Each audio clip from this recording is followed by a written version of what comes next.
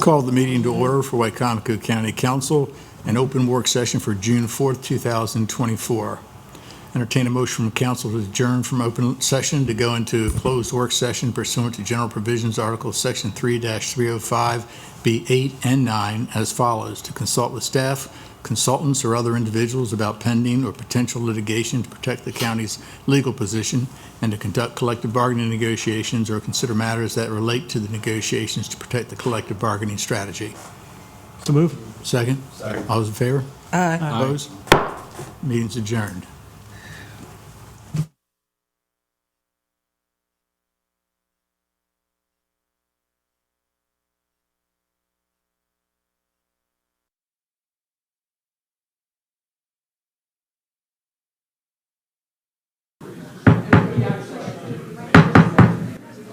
We'll call the meeting to order for Wicomico County Council Legislative Session 2024-12 for June 4th, 2024. Those that like to stand and join us in the Lord's Prayer and Pledge of Allegiance, please do. Our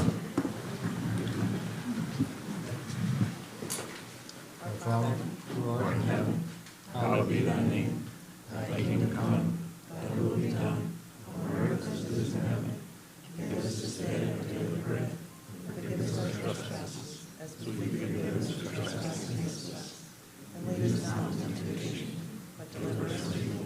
For thine is the kingdom, the power, and the glory forever. Amen. I pledge allegiance to the flag of the United States of America, and to the republic for which it stands, one nation, under God, indivisible, with liberty and justice for all.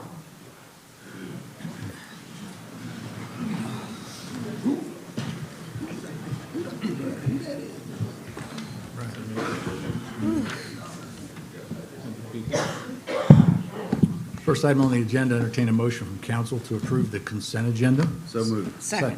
Second. Okay. Fine. Any corrections? Seeing none. All those in favor say aye. Aye. Opposed? Motion's carried. Consent agenda is passed. Mrs. Hurley, good evening. Good evening, Council President, council members, ladies and gentlemen. You need it closer, probably there.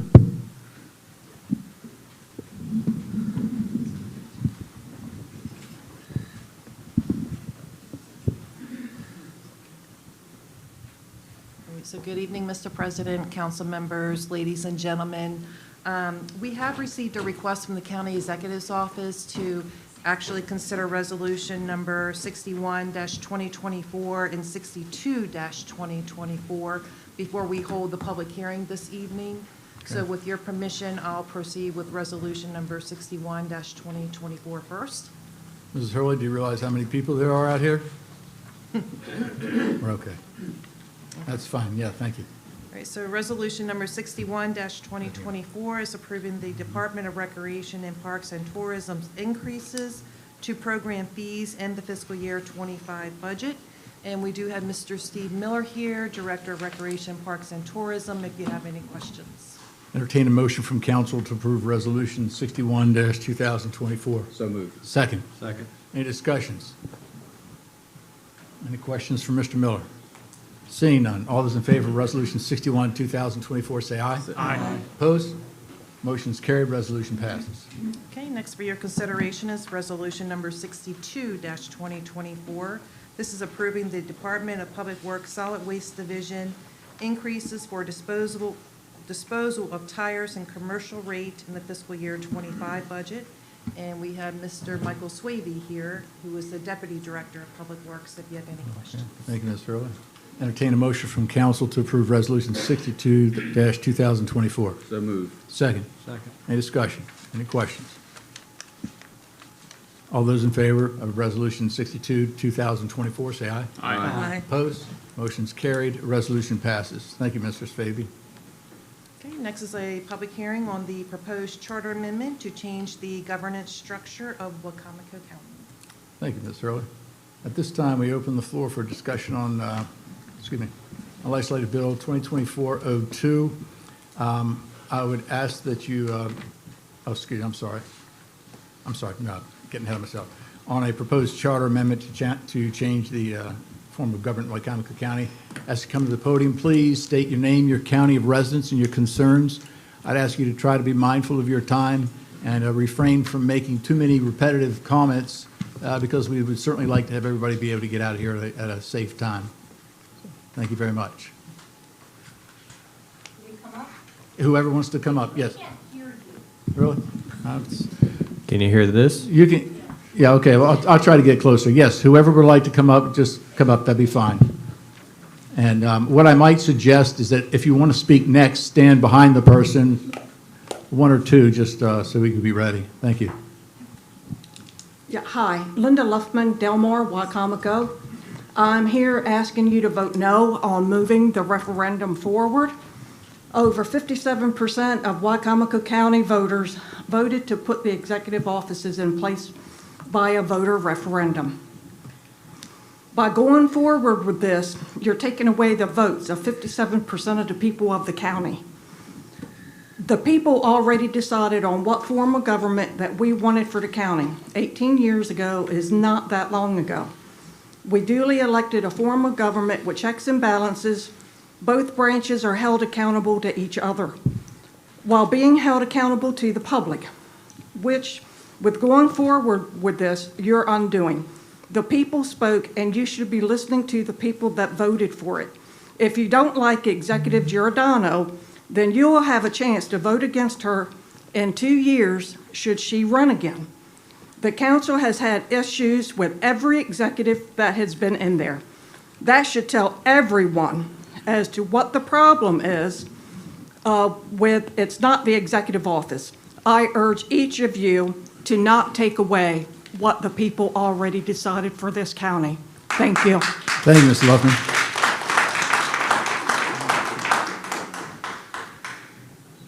My name is Robert Becker. I live out in Nutters Crossing, Wicomico County. I would sort of like to support what was just said, but not in terms of the conflict among the groups. Why do you want to change the structure of the county government? What is it that is inherently wrong about the structure?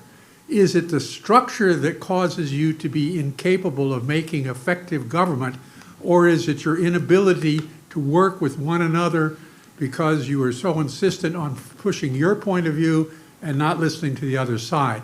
So is it the structure of the government, or is it the people filling the positions of the government? Can you say your Thank name you, for the sir. record? It's Robert Becker. Robert Becker. Thank you.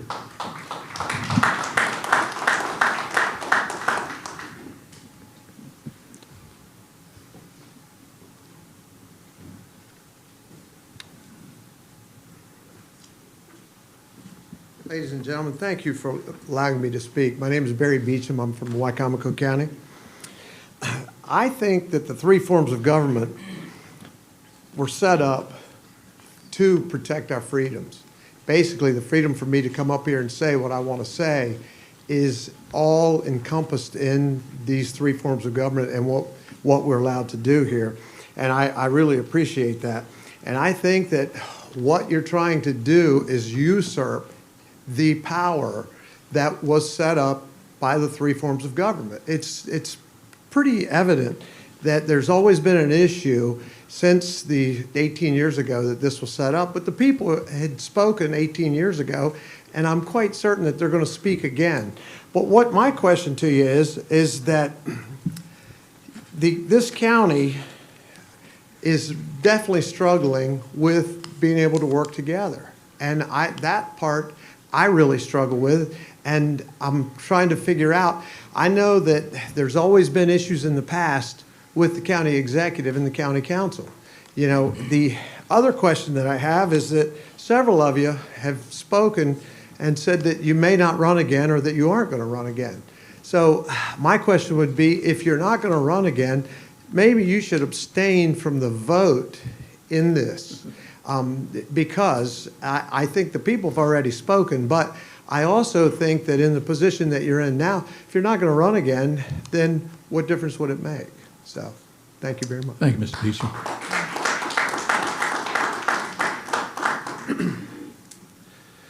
Hello, my name is Joe White. I'm a resident of Wicomico County. I'm asking the county council to vote yes to add the referendum to this year's election ballot for the voters to decide whether we wish to continue to have the county executive form of government for our small county. We are the smallest county in Maryland by population to use this form of government currently.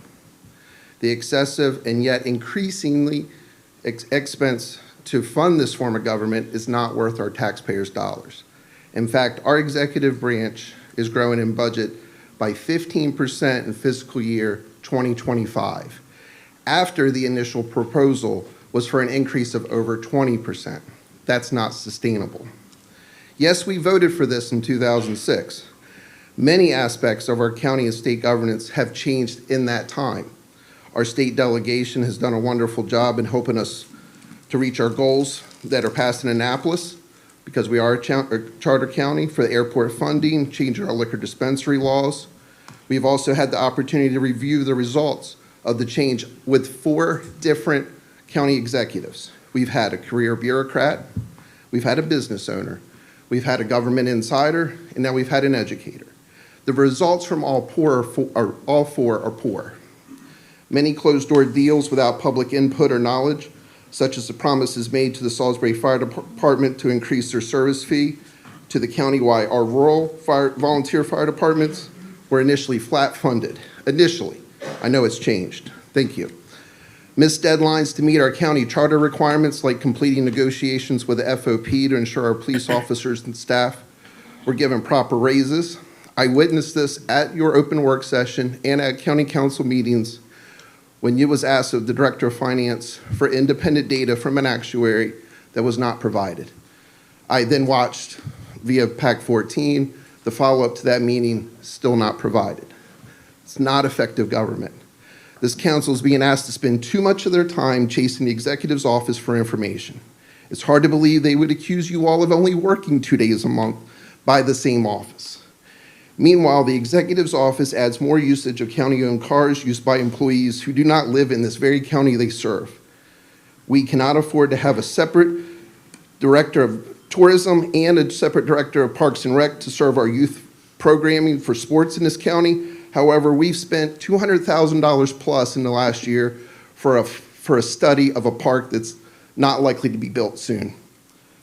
Many admonish our current executive for the decision to rent out our undeveloped park on Conley Mill Road outside to a marketing company with personal ties to the executive.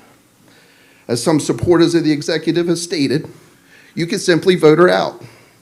I would like to remind you of the decision that Bob Culver to develop the Poplar Hill project without using proper channels laid out in the charter. Mr. White, if we could ask Thank you to you. wrap. Thank you. Thank you.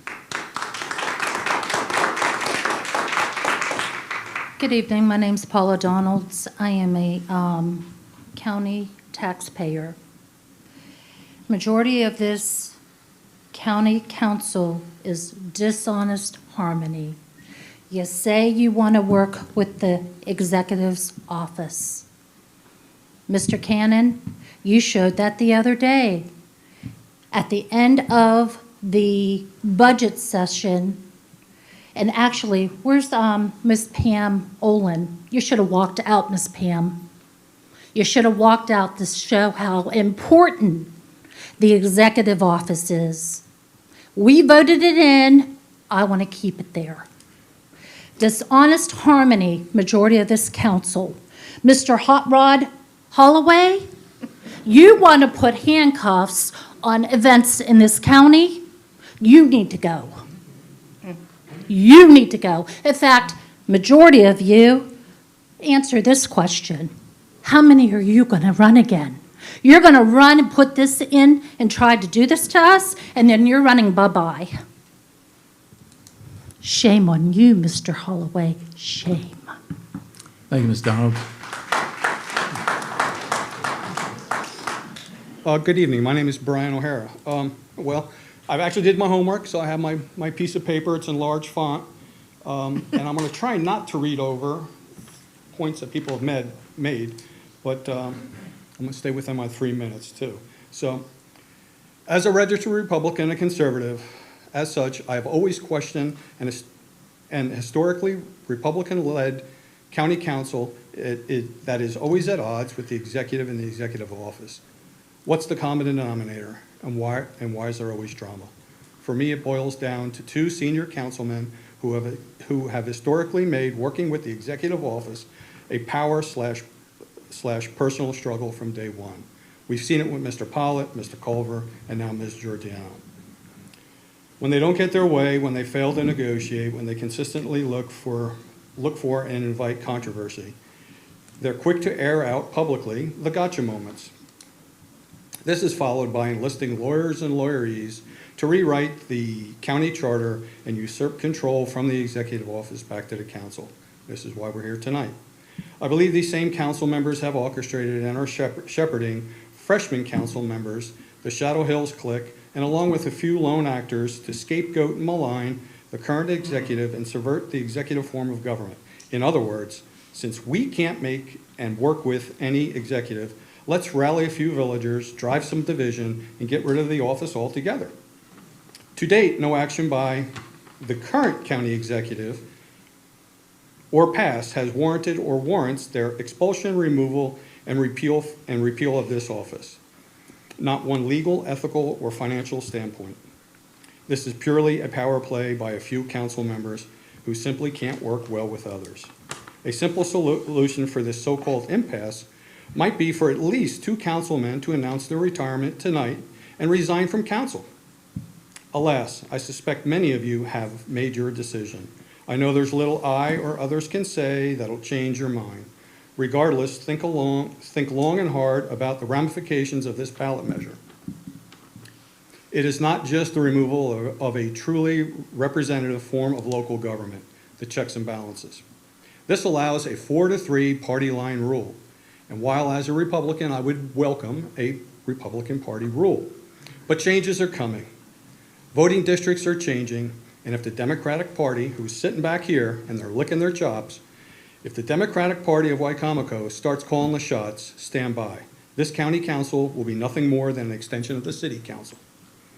Repealing the revenue cap, yes, make no mistakes about it. If a repeal of the charter is successful, the likes of the Greater Salisbury Committee and the other pontificators will make a hard and fast play for more taxes more often. What we need tonight is a real effort by the council and the executive office to work together. Mr. O'Hara, I have to ask you to wrap. Oh, okay, thank you. Thank you.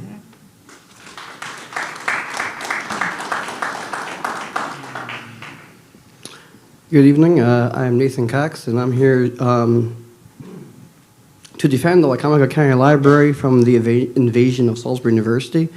I saw the paper on May 14th, and the next county council meeting would be on a week later, and then of course it was approved just that fast in less than a month. And I am appalled that anything like this would happen. I'm going to try to decrease my outrage just to be sane for a family members or anything like that watching. Apparently there. Excuse me, sir, if I could interrupt very quickly. I'm not sure of your name. Nathan Cox. Cox, sorry, I missed that. This particular public hearing is in reference to the executive legislative form of government. Okay. If you have any comments on the library, you're certainly welcome to talk when we get into public comments a little later. I was not aware of that, sorry. That's okay. People mix that up, all right? I will come back at the end, sorry. Thank you, it's okay.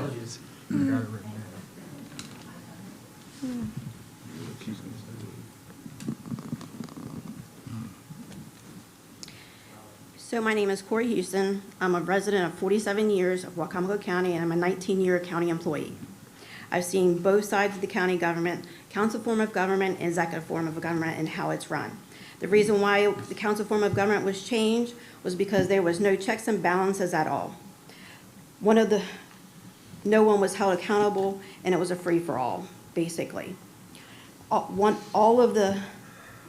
have seen over the years the power play of the council. It has been like you guys have been pissed off since you guys have taken the power, or trying to take the power back from the county executive when the voters voted to have the county executive form of government. Over the years, I've watched prior executives, administrative staff, and department head destroy the county morale of the employees over and over again. Julie Giordano, the now acting county executive, is trying to bring the morale of the employees back. She's enforced the Employee of the Month program. She's taken pictures. She's posted on social media. She makes the employees feel good about the work they do for the county, that they are cared for, and that the employees are appreciated. Do you really realize that this back in the day council form of government has a lot of changes in over the 18 years. Ask yourself, do you have someone on your staff that can handle the day in, day out issues of employees, landfill, MDE, roads, and et cetera? No, you don't. So that's going to waste more taxpayers' money of advertisement trying to find a director of administration. You as council member have no clue over the years with the salaries of what has happened with the prior HR directors, okay? What has happened has been broken, okay? This county executive is trying to fix the errors that has happened. I personally have watched a prior director of HR look at a county employee and say, no matter what the study says, you are not getting that. How does that make the employees feel? You as county elected officials need to actually Google Wicomico County and see all the articles that have been written since you guys have been elected by residents and county employees. Because what employee that wants to come here and work for this? We are losing them left and right. The morale is dying because there is no communication between you guys and the executive staff. She's trying to bring it back and retain the employees. And you guys are just killing it with your actions. Thank you, Ms. Houston.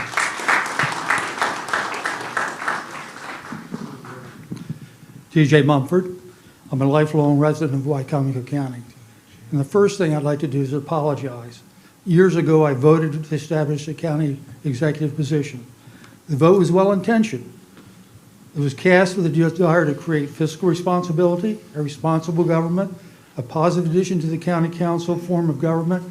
Unfortunately, none of these have occurred. Not only did the executive council position not result in positive change, the leadership has resulted in threatened lawsuits, negative press for the county, wasted financial resources, time, effort, and community goodwill. The requested budget includes over $400,000 for salaries. You count in your benefits, and one estimate is over $800,000. I don't see the upsides of continuing this. It was a political Trojan horse. It entered the county with promises and didn't deliver. Please vote yes for the referendum. Thank you, Mr. Muffin. Is it me? Yes. Hi, Alex Scott, lifelong resident of Wicomico County. I think I've met, talked, been friends with many of you up here. I'm a business owner, middle of Salisbury. I represent a fair amount of business owners, restaurateurs, who owe a great deal to Julie Giordano. And to you as well. You know, we haven't forgotten, you know, all of your votes in supporting our businesses. In talking with everyone, you know, when this came up, we started talking about the days before the county executive position and a lot of the back and forth and how much we appreciated, you know, even Bob Culver and kind of his strong leadership at the time, and how Julie has continued that a good bit. There's a lot of policies everybody is kind of into right now, and you know, I can't speak to every one of those. I can speak to her promising to move Wicomico forward in a direction that all of the businesses that I represent begged for. And, you know, she took a lot of her time and a tremendous amount of effort in doing so. And I got to let you know, we are all eternally grateful for that.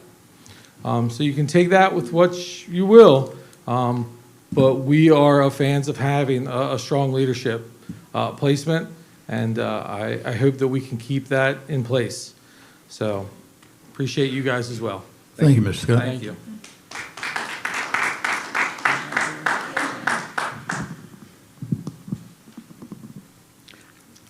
Good evening. Earl Campbell from Delmar, Maryland. For those of you who don't know, I'm the admin owner of Eastern Shore Undercover. Each week, or each council meeting, I sort of get up here and I have this long spiel of what I'm going to say, and it kind of gets thrown out the window. Miss Shaney tells me I got to be nice, and I respect her, so I'm going to be nice tonight. Or I'm going to try to. I think a lot of what's happening here tonight is just going through the motions. I don't think there's one council member that sits up there that could honestly look anybody in this hallway here, which there is a ton of people here, and tell anybody in honesty that you have not made your decision of what you're going to do. So it's kind of a waste of my time and anybody else that wants to get up here at this microphone and talk, because you guys have all made your decisions. So there's really no reason for me to say anything about that part. But I know Mr. Merritt loves my little polls that I run, and so I figured I would run one last night. And I put that poll up. I put it on Facebook, I put it on Instagram, and I put it on Twitter, X, whatever you want to call it, and I put it on Threads. And I asked one simple question, and I just asked for a yes or no answer. Do you have any confidence in the Wicomico County Council? Just one question. 4 different platforms, 100% of the answer was a no. And that's all I got to say. Thank you, Mr. Campbell.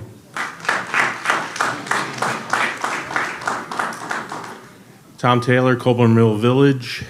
18 years ago, I voted against the Wicomico County executive position because I did not want to spend the money on more useless government. I've changed my mind. Instead of putting my hopes in a county administrator who is not elected but appointed by the council, I want to stick with the county executive position because I believe that she is doing a great job for the community, and the checks and balance is important because I've seen what a strong county administrator can do in running without being elected. So please vote no on the referendum. Thank you. Thank you, Mr. Taylor. Good evening.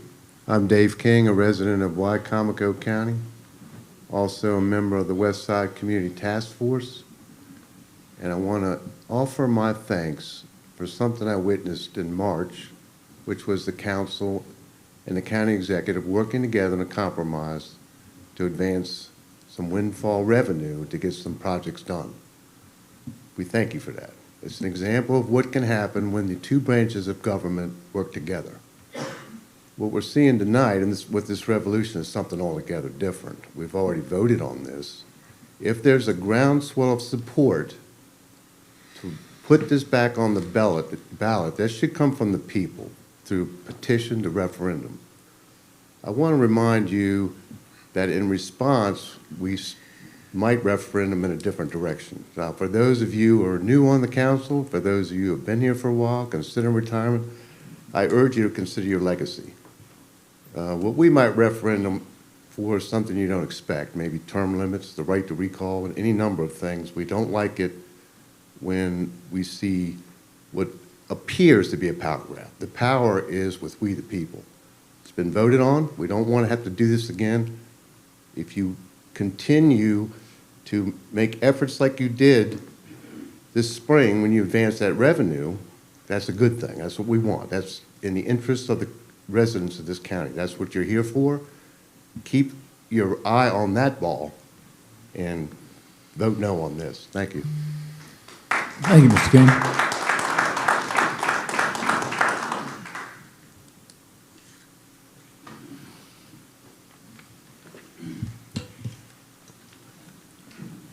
Hello, my name is Mike Murphy. I live in Fruitland. So I'm a county resident. I came tonight. I am not speaking for an individual, but for the office. I don't want to repeat a lot of what people have already said. One of the things I haven't heard is some of this is monetary. As I understand, there was concerns that the executive's budget has increased by over 20% year on year. As I understand it, that's based on the hiring of 2 people that are taking over for 2 people who are planning to retire. There's been no mention that the county council's budget has increased by over 30% year on year, and the amount of money that that's going to cost the taxpayers. So I don't know that this is necessarily about money. People have talked about the number of people that voted for this years ago. Those of us that have lived here long enough to remember the county council sort of being out of control wanted there to be a little grit in the system. We wanted somebody who would push back, and if that pushback caused significant thought behind decisions that were made, I think people thought that was a good idea. And so it's easy to sort of say, I don't like this executive, the executive's holding things up and we want to do it in a certain way. What I'm asking you to do, keep in mind that politicians come and go. The current executive wasn't even a politician 4 years ago. The next executive might be somebody sitting in this audience who doesn't have any experience either. And if several of you leave, we're going to have a whole new council. Please keep in mind the long-term vision that the voters had when we passed this in a landslide all those years ago. Thank you. Thank you, Mr. Murphy.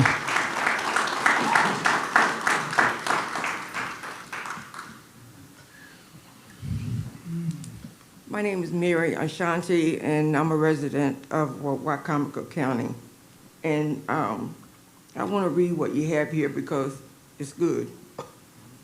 This proposed charter amendment is a significant change in the governance structure of Wicomico County.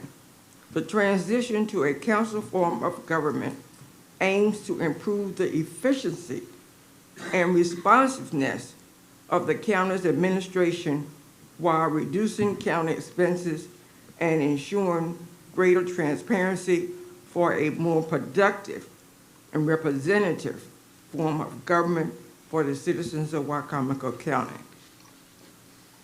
This is not what we have now. First, I'm going to say that it's irrelevant who is running for office again. You're in office now. Do the right thing. Someone mentioned about you needing that the administrator, which is what we had before, of the county, is not answerable to the people, and on and on and on. You have department heads. If they do their job, county administrator and assistant administrator is all you need. And put some of this money somewhere else, into some of these poor communities. The other thing I had is that this form of government is not working. The people do not have the power now. So I support this resolution. I didn't vote for it in the first place, and it has proven to not work, and it's time for a change. Thank you. Thank you, Mr. Shawnee. Any more comments?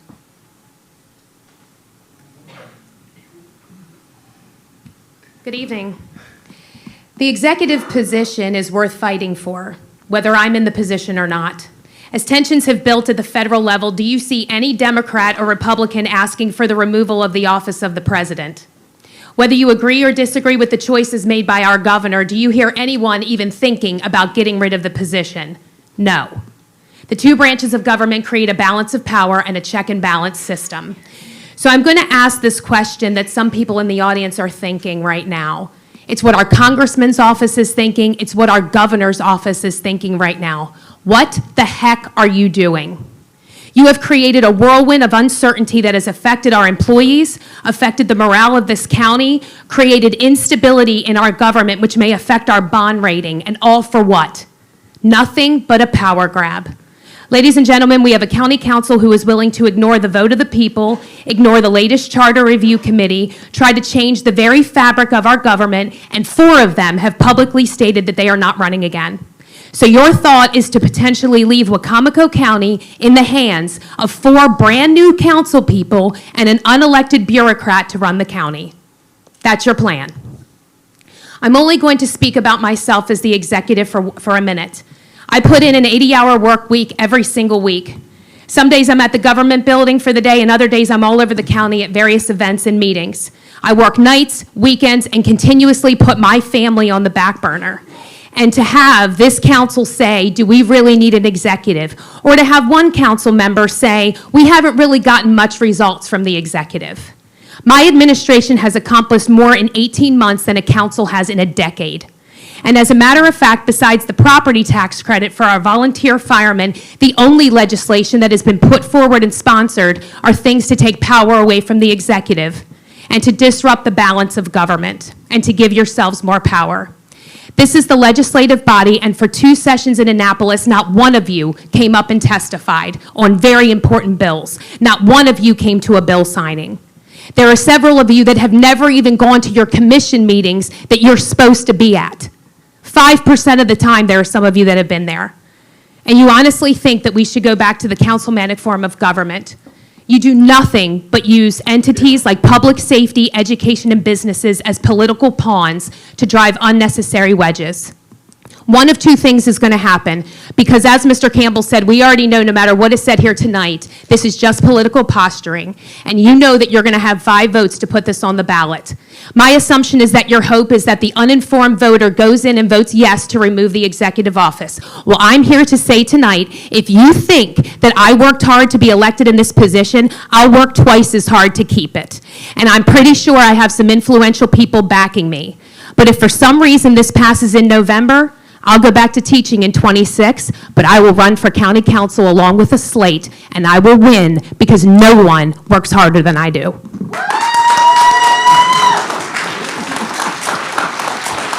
Thank you, Mr. Giordano.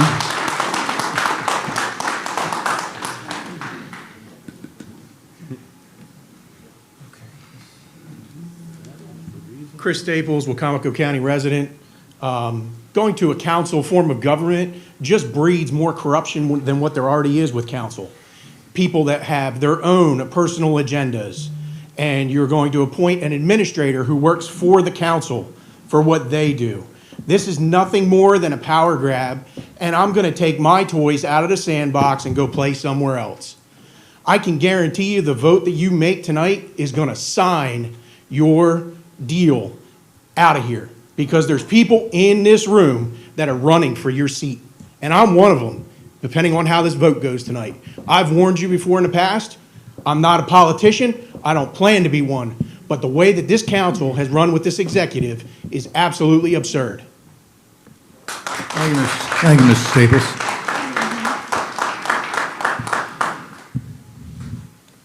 Any other comments?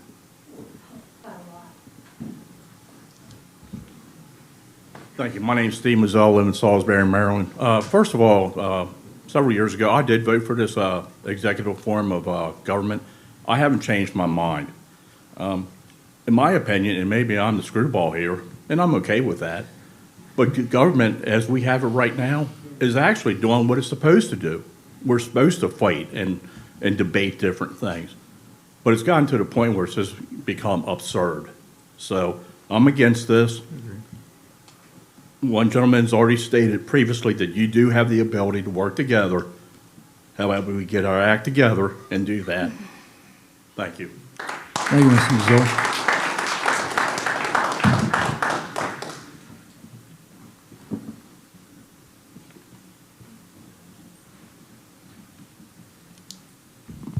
Hi, I'm Molly Hilligoss. I am CEO of Habitat for Humanity of Wicomico County.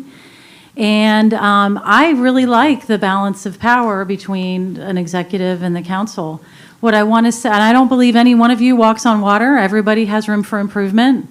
What I will say about Julie Giordano is that out of the 3 county executives since I've been running Habitat for Humanity, she's the only one that would actually accept a request for an appointment with me. The others refused to meet with me. They didn't want to know about affordable housing or the fact that we have 95 county households, older adults that need critical home repairs, and there are no resources for these families to get their roofs replaced.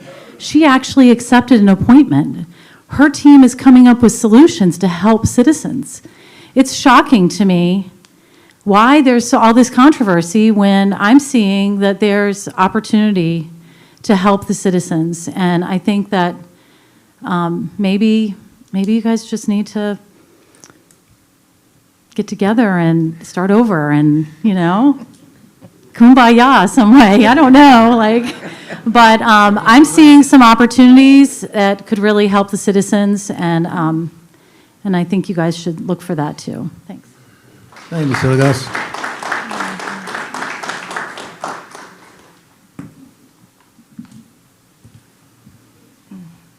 Hi, Mikkel Darlene, resident of Wicomico County. And, before I even talk, I know it's like, I'm going to say some things, and I'm going to get shut down because I'm from Shadow Hills or I'm part of a clique or something like that. 6 months ago, I had no idea about politics, and I was a fan of Julie Giordano. I really was. I spoke well about you to my kids. What's happened to me personally in this county has been heartbreaking, difficult. I've lost sleep. My health's been affected. My family's been affected. Everything that, can you interrupt me every time I talk? Excuse me, yeah, we can't have, nobody's really, interrupted every time. anybody yet. Let's not do this. Every time I talk, you do. So I'm going to say what I'm going to say now, but I know that's what comes next. But while I was not present for the original vote that established the county executive position, I have taken the time to listen to those who were. I've seen people on both sides. Through conversations with many who voted in favor of the change, I've learned that many of them also regret it, and there's a realization of the unforeseen consequences of concentrating so much power in one individual. My own experiences echo this. The county executive office, it's been very deeply disturbing. I've personally witnessed a troubling lack of transparency, unscrupulous actions, abuse of power, and I've seen the truth twisted and manipulated in public perception. The fact that the county executive has complete control over all the major departments with the power to hire and fire at will creates a dangerous situation where dissent is stifled. I have talked to many people who are sympathetic to what's going on and say they see the truth, but they're afraid to speak up. This concentration of power erodes accountability and threatens all of us. I understand that the concerns about a council-only form of government, I see them. But a council of 7 elected officials, each answerable to the voters, provides a crucial system of checks and balances that I don't believe is available with a single executive. While the current system may not be irredeemable, maybe everybody can work together, maybe we can find a way. What's happening now is unsustainable, and the citizens of Wicomico County are suffering the consequences of this imbalance of power. It's been 2 decades since the original vote, and much has changed.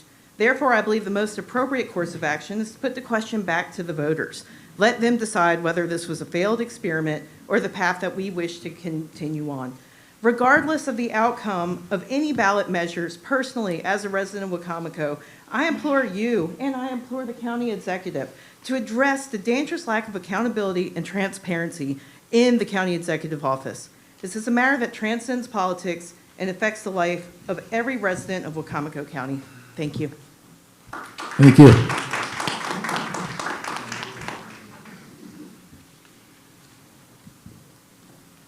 I wasn't going to say anything first because I also wasn't here when it was voted in.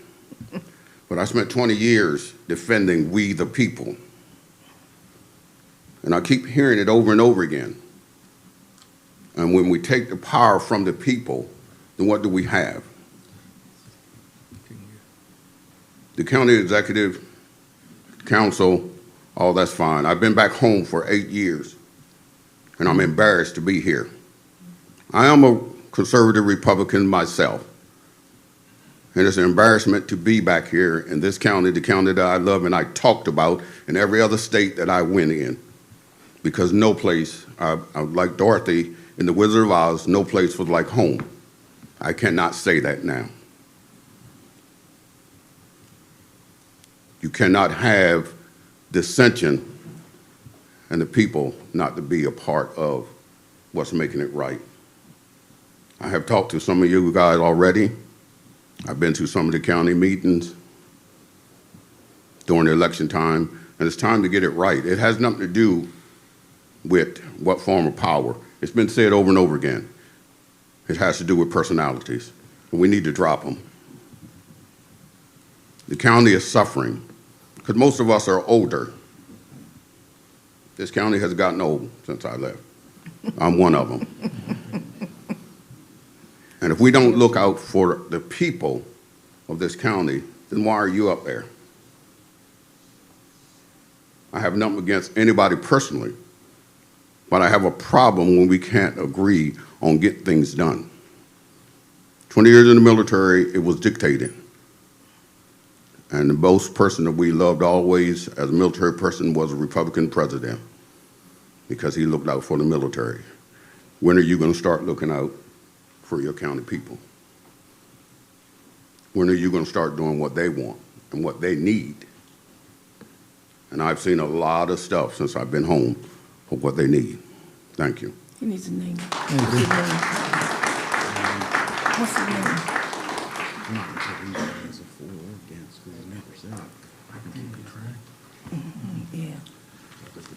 I'm Mike Goldberg from Wicomico County. Over almost 2 decades and after 3 elected county executives, experience has shown that our current system of government is not working very well. The inefficiencies, perpetual conflicts, and cost of having an executive branch have not resulted in business expansion, greater prosperity, population growth, or improved public safety. But perhaps of greatest concern are the many abuses of power perpetrated by all who have held the office of county executive, which have been further manifested under the current executive's regime. The current county charter's constraints on executive power are simply too few and to a large extent are inadequately defined. Let's talk about just a few of the abuses of the past kings and current queen of Wicomico. County executives have obstructed the legislative branch by preventing department heads from communicating with the council and have even forbidden them from attending council meetings. Executives have made numerous appointments of department heads and other senior officers without council confirmation as required by the county charter. Executives have typically operated behind closed doors without transparency. Conversely, the council's business takes place in public for all to hear and see. On more than one occasion, executives have reorganized departments without council approval. It is well known that a certain executive has frequently bullied and intimidated county staff and constituents alike. Employees cannot speak up about these abuses out of fear that they will be fired. The executive frequently fails to submit budgets and other deliverables within the timeframes required by the county charter as a ruse to force the council to capitulate to the executive's wishes to meet established deadlines. The executive negotiated the collective bargaining agreement with the FOP while accepting their campaign contributions, thus constituting a conflict of interest. The current county executive used a loophole to enter into a contract with a personal friend without the knowledge of the council. She violated Salisbury's zoning code and willfully failed to provide public notice or hold public hearings as explicitly required by state law. She attempted to have me arrested for being on private property for which the county only has an ordinary access easement, despite the fact that I had a written letter of permission from the actual landowner. Subsequently, she accused me on social media of having forged the permission letter, an egregiously false allegation. Given a little power over another, small natures swell to hideous proportions. There is already strong momentum behind the initiative to eliminate the office of the county executive. For almost 20 years, after almost 20 years, a poor track record, and a 40% turnover in population, it is time to place a referendum on the ballot and let the people choose how they will be governed in the future. Thank you.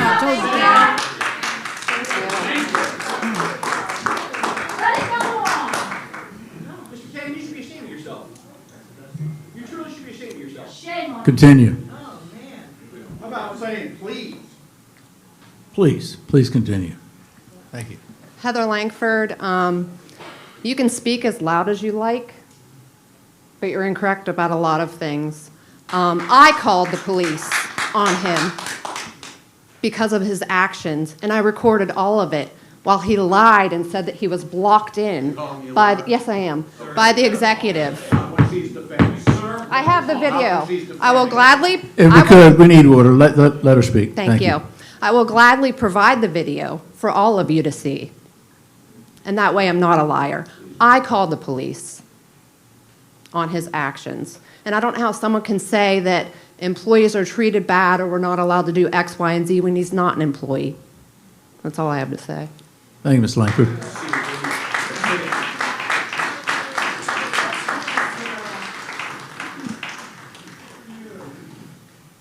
Hi, Holly Campbell, resident of Wicomico County. Those are tough acts to follow. I had a kid in the emergency room for 6 hours today. I brought my other 3 kids with me because I felt it was important to still maybe make it tonight.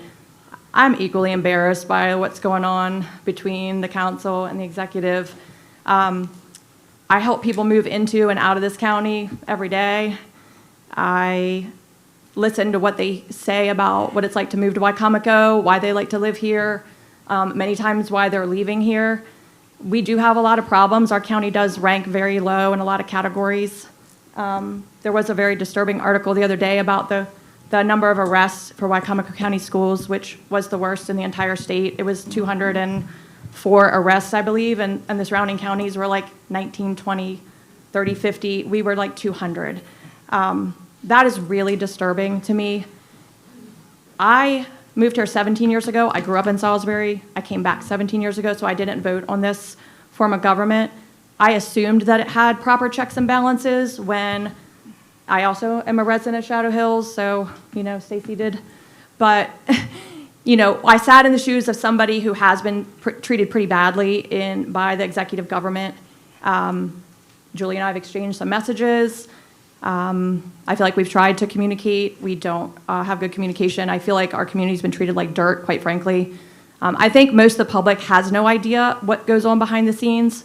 I was one of them. I'm not politically charged. I have never been.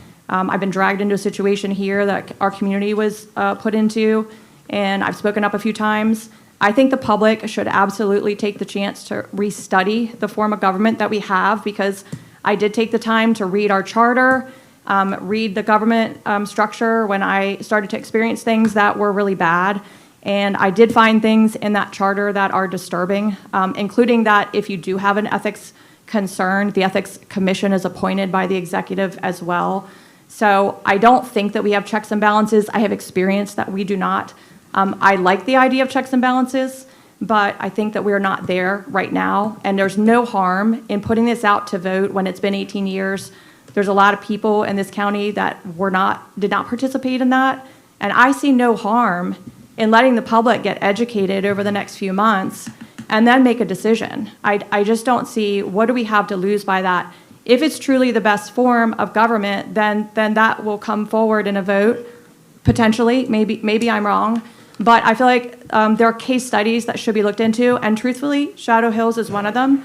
If anybody would like to talk further about some of the things that have happened, some of the things that should have happened, I feel like we're an open door.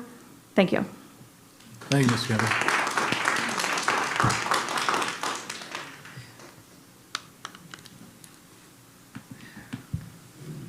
Good evening.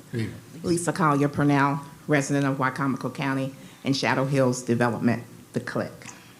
I was asked to share the opinion of a man I respect dearly and who could not be here tonight due to illness, and that is Bill Harden, retired barracks commander for Salisbury, Maryland State Police.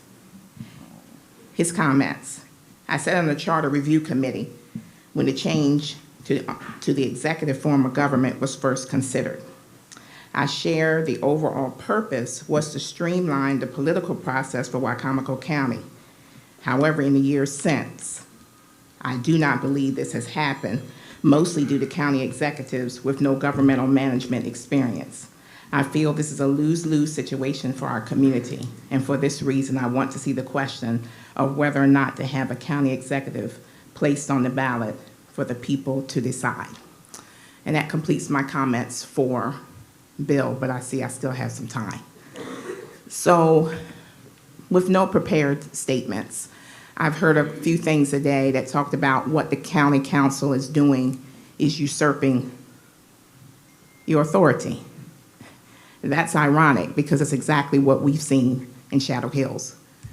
We saw the county executive usurp her authority, usurp the county council and go into an MOU for 364 days for the safari at the safari at the quarry. You know, some other things that you think about, and I know that it's probably here, you know, it's already stated, and I just wish that we could just be kind because it costs nothing. I've watched it over and over again, and I've never seen anyone on this side of it be disrespectful, but I have seen it on the other side. But when you look at the charter and the executive powers that were given to the county executive, that included doing what needs to be done in managing the administrative part. But it didn't talk about being the spokesperson for the county or for the county government, doing so in the media or doing so in General Assembly. It didn't include trashing the council in the media or on special shows that are hosted and placed on PAC 14. And in recent instances, in addition to the safari at the quarry, we look at what has happened with undermining the liquor dispensary system. Former County Executive Culver, who attempted, I was right there. I was there in my official role of what happened or what he tried to do with the Poplar Hill facility. In closing, to not lose my time, vote yes. Place it on the ballot. Thank you.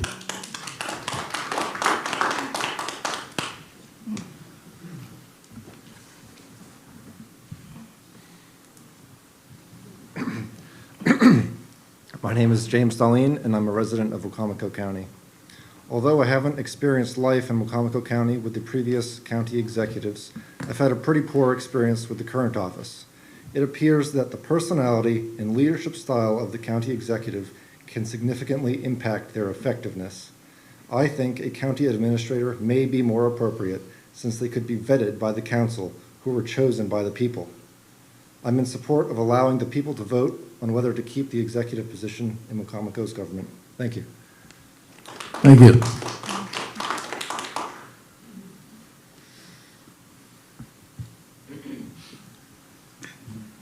Good evening, everyone. My name is Ethan Sensback. I'm a Wicomico County resident. I've been going back and forth on what I wanted to say and if I even felt the need to speak tonight. But I've heard a couple things, a lot of people saying, you know, we've had the chance to vote for this. You know, I moved to this county 6 years ago. I've loved living here. You know, I feel like I'm a part of this county now. I would like to say on this issue. So there's a lot of us here, you know, in the last 18 years, people have come, new people have come. I would like to say in the vote. I think the most responsible thing we can do at this point is to make this a referendum. I think no matter what side of the issue people may be on at this point, it's clear that the government, we're at an impasse here. It's not working. So the most responsible thing I think we can do, put a referendum, let the people speak on this. If what everyone that is in support of the county executive has said, you know, the benefits, if those are true, people will vote for it again and they'll affirm the position. If what people on the other side have said is true, then we'll have our say, we'll vote it down, but the people will speak on this. And the last thing I'll say, I feel the need to put on my teacher voice a little bit. I teach 9th grade English. We do debates very often in class. I think it's an important skill to instill how to disagree respectfully with people. And the conduct from some people this evening, shouting at each other, wagging fingers at each other, my 9th grade students, 13, 14, 15-year-olds, would not act that way in my classroom. Just sit with that a little bit. Thank you. Thank you, Mr. Simbic.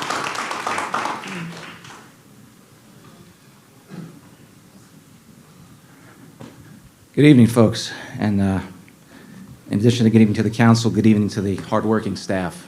At least you got entertainment tonight. I speak to you tonight not as a Republican or a Democrat or an independent, not as a moderate or a conservative or a liberal, although full disclosure, I am a Yankee fan. I like winners. I speak, come on. I speak as a citizen who has been blessed to put down roots here. for his family in this beautiful county and who cares for the future of his adopted home. Our dispute over the county charter is indeed a constitutional crisis. The good news is that unlike the mess over in Washington, this particular crisis we actually can solve by simply allowing the people the opportunity, a yes or no vote, up or down, to see if this path that we've gone through the last 20 years has been worth it. This is a righteous cause, it's for the common good, and it's brought together many of us, regardless of background, ideology, or political party. Since the earliest colonial settlements across the Chesapeake, we've had a tradition founded on local government organized by citizens and their council representatives, not an executive branch. This follows the wisdom of James Madison, who warned, quote, executive power is of an encroaching nature and it ought to be effectively restrained. Our county's broad and undefined executive power has sadly proven to be a total failure and a complete liability, and I mean that in a legal sense, as many of you know, unfortunately. We all have a stake in getting rid of this fundamentally flawed position, whether it's the parents of school children who have been neglected and have been politicized by having some of their school projects subjectively canceled, like this current executive tried to do for the kids who have to go to that mold-infested school in Fruitland. This is regarding to the homeowners in various communities whose property values and property and safety has been threatened by the decision to compromise their properties for events that are clearly illegal. This includes all of the various and highly legally questionable collective bargaining agreements, ones that are unfortunately putting our county in an unsustainable fiscal path. The sad reality is that there's a lot of people in these groups who would like to speak here, often who work for the county, but who can't because they are in fear of being retaliated against because of the unilateral, unchecked power of the executive office. They fear for their safety and in some cases have good reason. Let's be clear, the issue before us is not this current county executive. She and her leadership team are simply an extension of the disease that began 20 years ago, and it's grown like a cancer upon all aspects of life. Sadly, this fourth county executive, Julie Giordano, has become full-blown stage 4 cancer. We live in the United States of America, in the great state of Maryland, and both of those great flags bow to no king or queen. Give us a chance to vote, up or down. Let the people decide.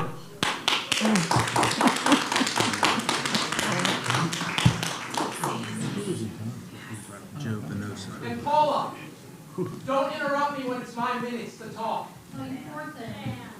Good evening, Robert Taylor, 50-plus year county resident, come here.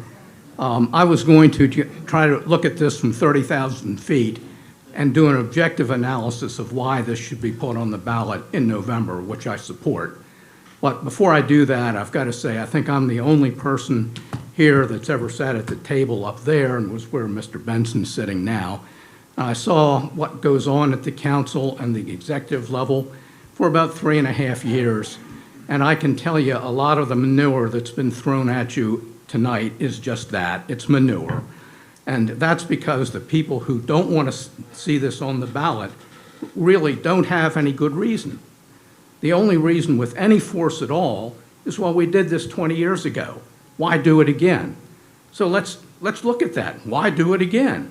Well, in the first place, there's now at least 35, probably 40% of the electorate in this county that wasn't here in 2004, wasn't on the election rolls. They were either too young or they didn't live here. So that's a vast difference right there. It's probably closer to 40%. And let's go back to 2004. It was right after 9/11. It was right after the big tax increase that we had that led to the tax cap. It was a completely different time. And let's bring ourselves forward to what's happened since then. And I'm not going to get into the pros and cons of the executive. I could talk for 10 minutes on that, and I've only got about 1.5 minutes left. But what has happened since then is we've had 2 charter review commissions. And the last charter review commission said they didn't want to touch the issue because they didn't want to second-guess the voters. So let's give the voters a chance to look at it again in November. Why not? We've had 18 years of experience, and you can look at that as you want. They look at it one way, many of us look at it completely different. So that, I think, is a good reason and three good reasons, really, why this should be put on the ballot for another go with the voters. And this is an excellent year to do it. There's a presidential race, there's a senatorial race that should get the voters out. And if we wait any longer to do this, because of the 2-year lag you need, it's going to mean at least 6 more years of the county executive system. And frankly, and I will get back to my personal view on that, I think the county executive system has been a disaster. Thank you. Thank you, Mr. Taylor.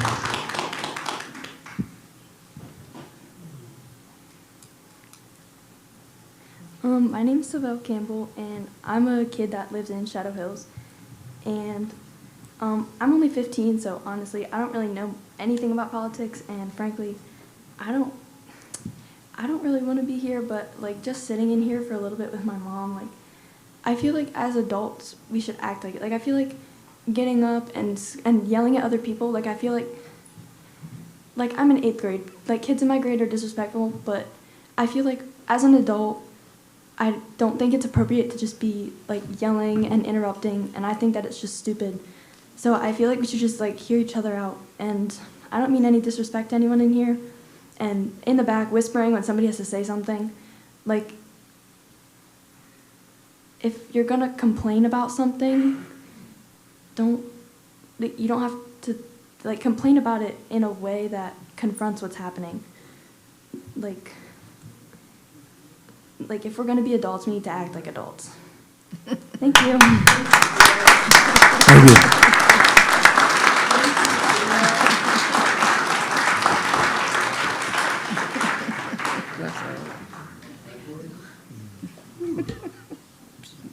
That's the one yet.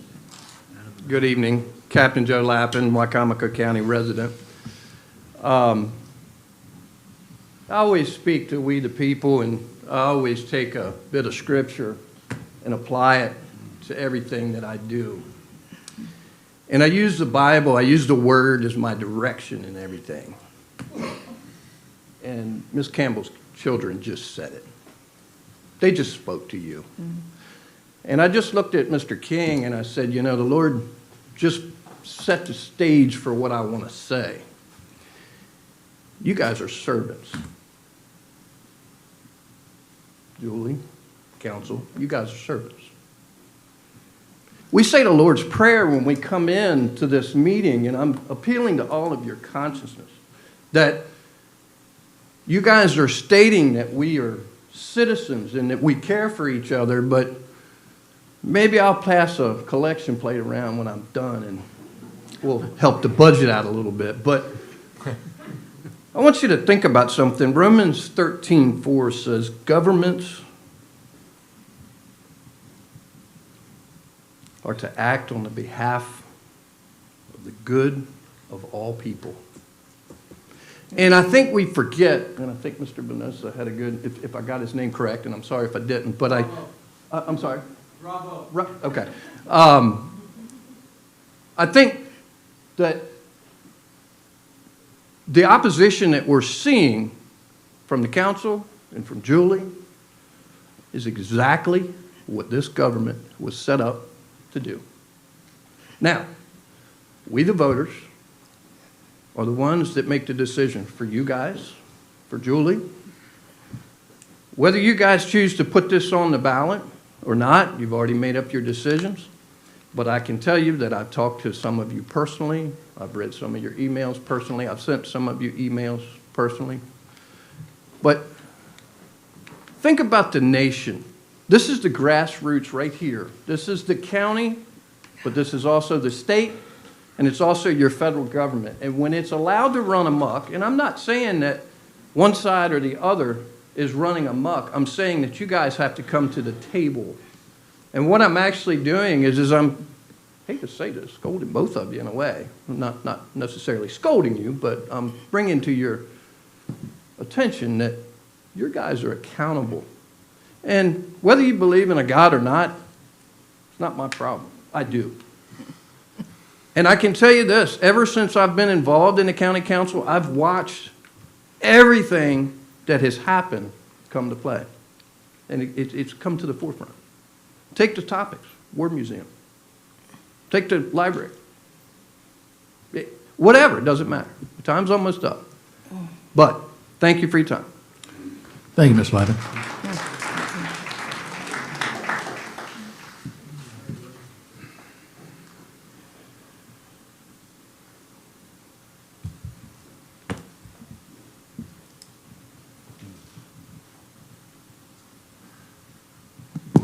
Good evening.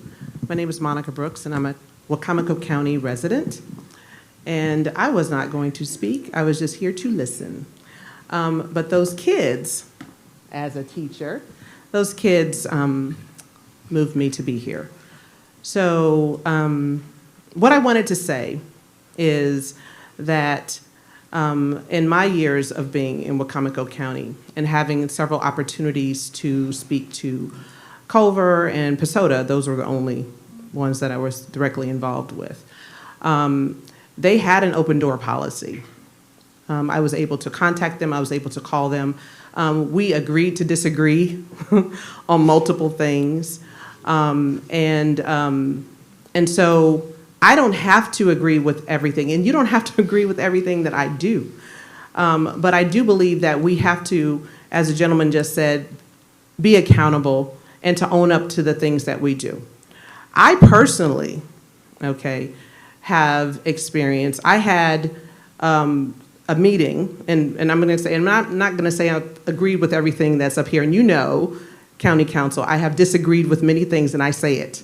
I come to the council meetings, I'm one of those people that attends meetings and I speak. But I personally had, where I had a meeting scheduled with county executive that I was supposed to meet with. And shortly after that I disagreed with something, that meeting was canceled. Now, I didn't want to make assumptions, so I requested for that meeting to happen again.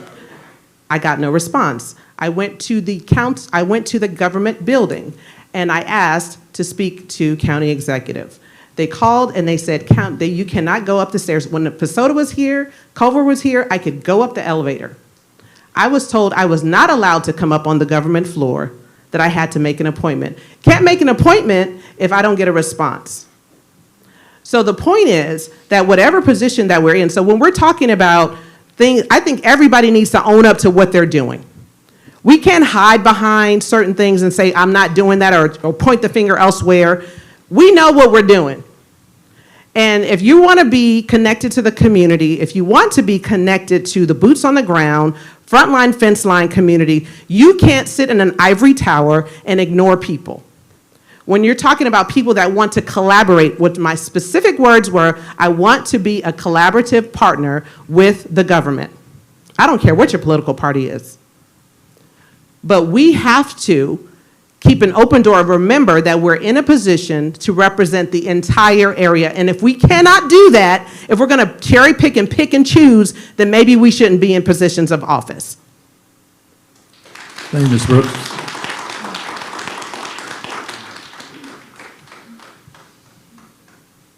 Any other comments?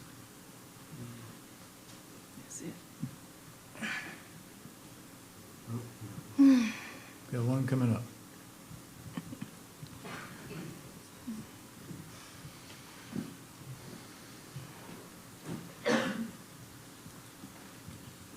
Hi, my name is Mark Carroll, resident and bonus taxpayer of Wicomico County. I always wait until the last possible moment to pay my property taxes to give you guys as much as possible. You're welcome. It's not my contribution. I really didn't want to come up here and speak, but I feel like my experience might mirror some paid county employees that aren't in a position to speak. And I thought that this story should be out in the open.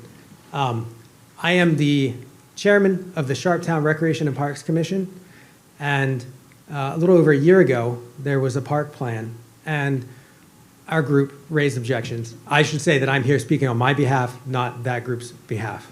We released statements as a group. This is my personal experience. So we released a statement calling into question the openness and transparency of that park plan.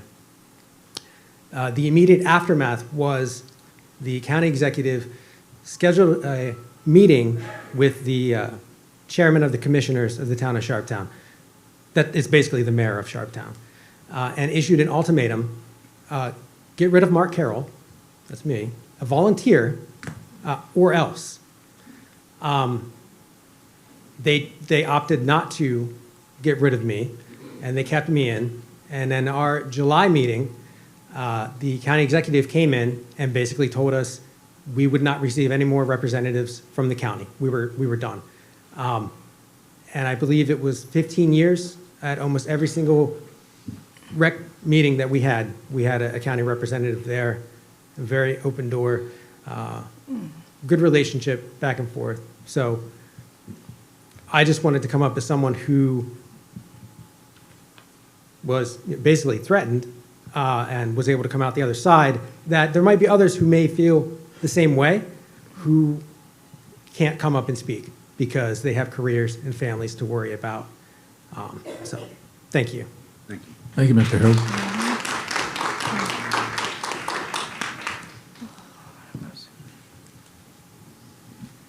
Any other comments?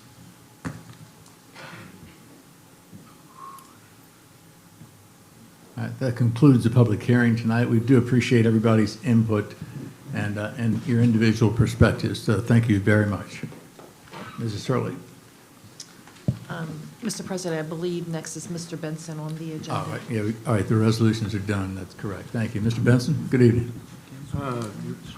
President, we're here on Legislative Bill 2024-02, the annual budget and appropriation bill of Wicomico County to adopt the county budget, consisting of the operating and capital budget for the fiscal year ending June 30th, 2025, the governmental and an enterprise fund budget for the fiscal year ending June 30th, 2025, the anticipated grant funding budget for the fiscal year June 30th, 2025, the FY position changes budget for the fiscal year ending June 30th, 2025, the FY 25 pay and classification plan for the fiscal year ending June 30th, 2025, the FY 25 proposed capital budget for the fiscal year ending June 30th, 2025, and to appropriate funds for all expenditures for the fiscal year beginning July 1st, 2024, and ending June 30th, 2025.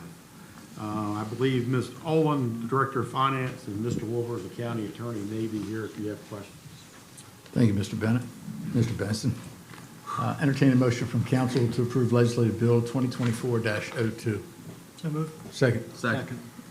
And discussion. Good evening, Ms. Olin. How are you? Good evening. If you could state for the record your names and your titles for the public, thank you. Pam Olin, Finance Director. Paul Wilbur, County Attorney. Thank you very much.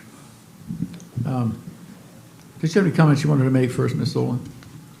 I don't believe so. I believe council had, in our work sessions, came up with some potential motions. I believe you have in front of you what those impacts are. Right. And they have been put through the budget to create another balanced budget. And the impacts of both the increases and decreases are in your numbers, in your motions. Okay, great.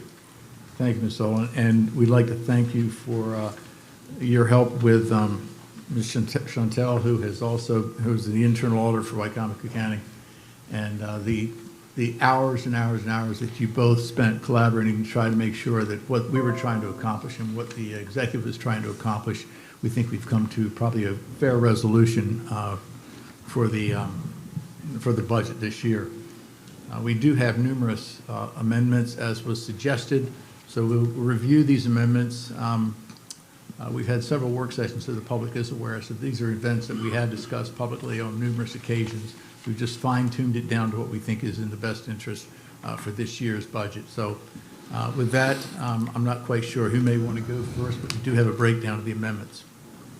Mr. President? Yes. Just with that, I do have, I'm a Noma City resident, and I get a lot of calls for city reasons, but certainly we've had more than a few phone calls and concerns about the cut of the Salisbury fire to $600,000 multiple folks are concerned that that might be a reduction in services that the city of Salisbury would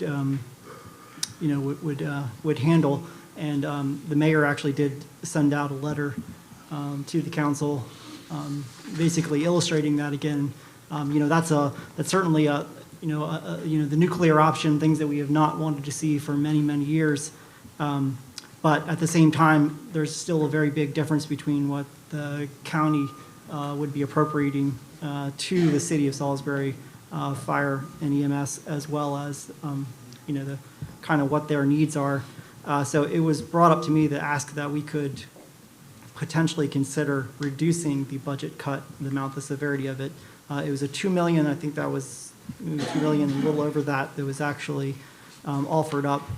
And then there was a question of whether or not we could drop it to, say, instead of $600,000 cut, $400,000 cut.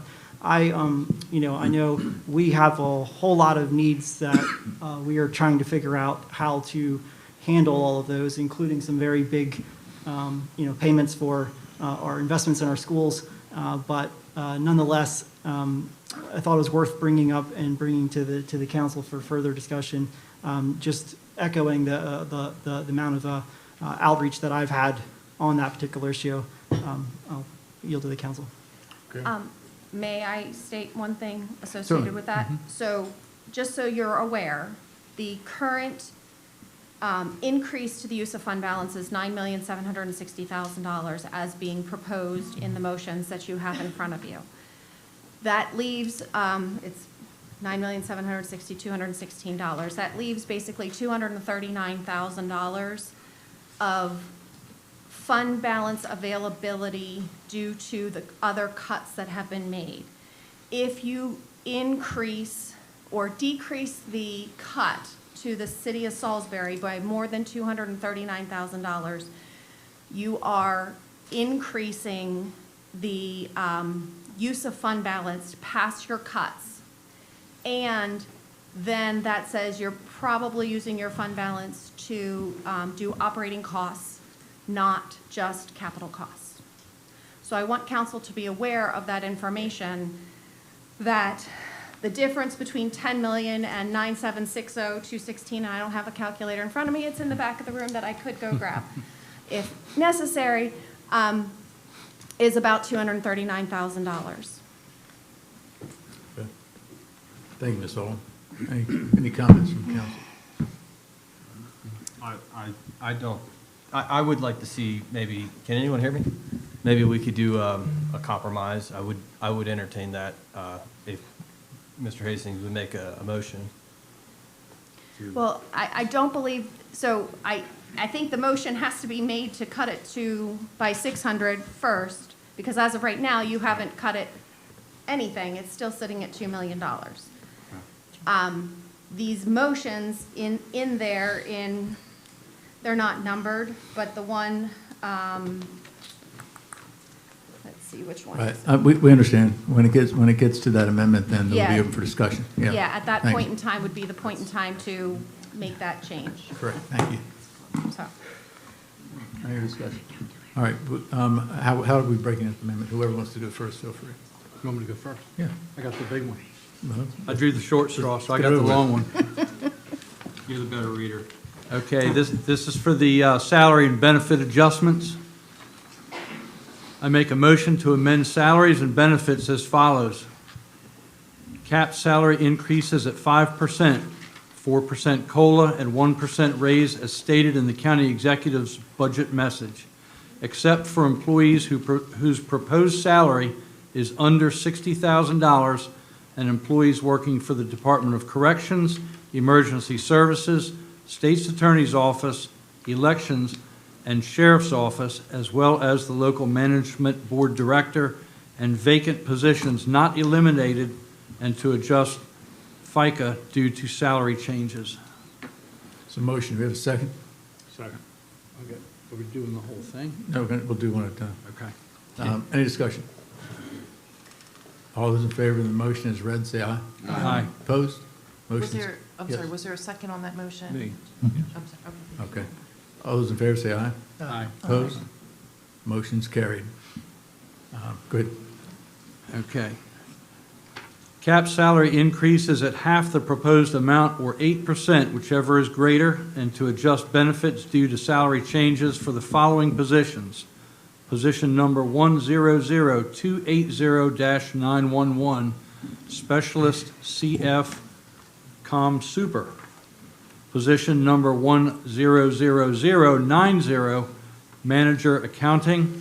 And position number 100-096, Manager Disbursement Accounting, and to adjust FICA due to salary changes.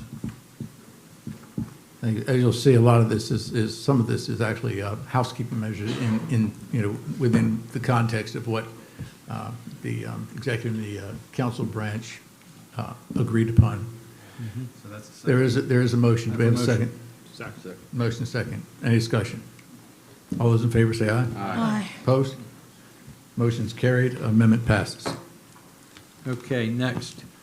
Cap salary increases at 8% for employees working in the Department of Emergency Services and adjust FICA due to salary changes. That's a motion. Second. Motion second. Any discussion? All those in favor say aye. Aye. Aye. Opposed? Motion's carried. Amendment passes. Next, remove position number 100-973, proposed as Executive Office Assistant, in the amount of $53,246, and position number 100-016, proposed as Executive Office Manager, in the amount of $64,380 from Exhibit E, and to adjust benefits due to salary changes. Position number 100-016 will still get a 5% increase as per the position control document.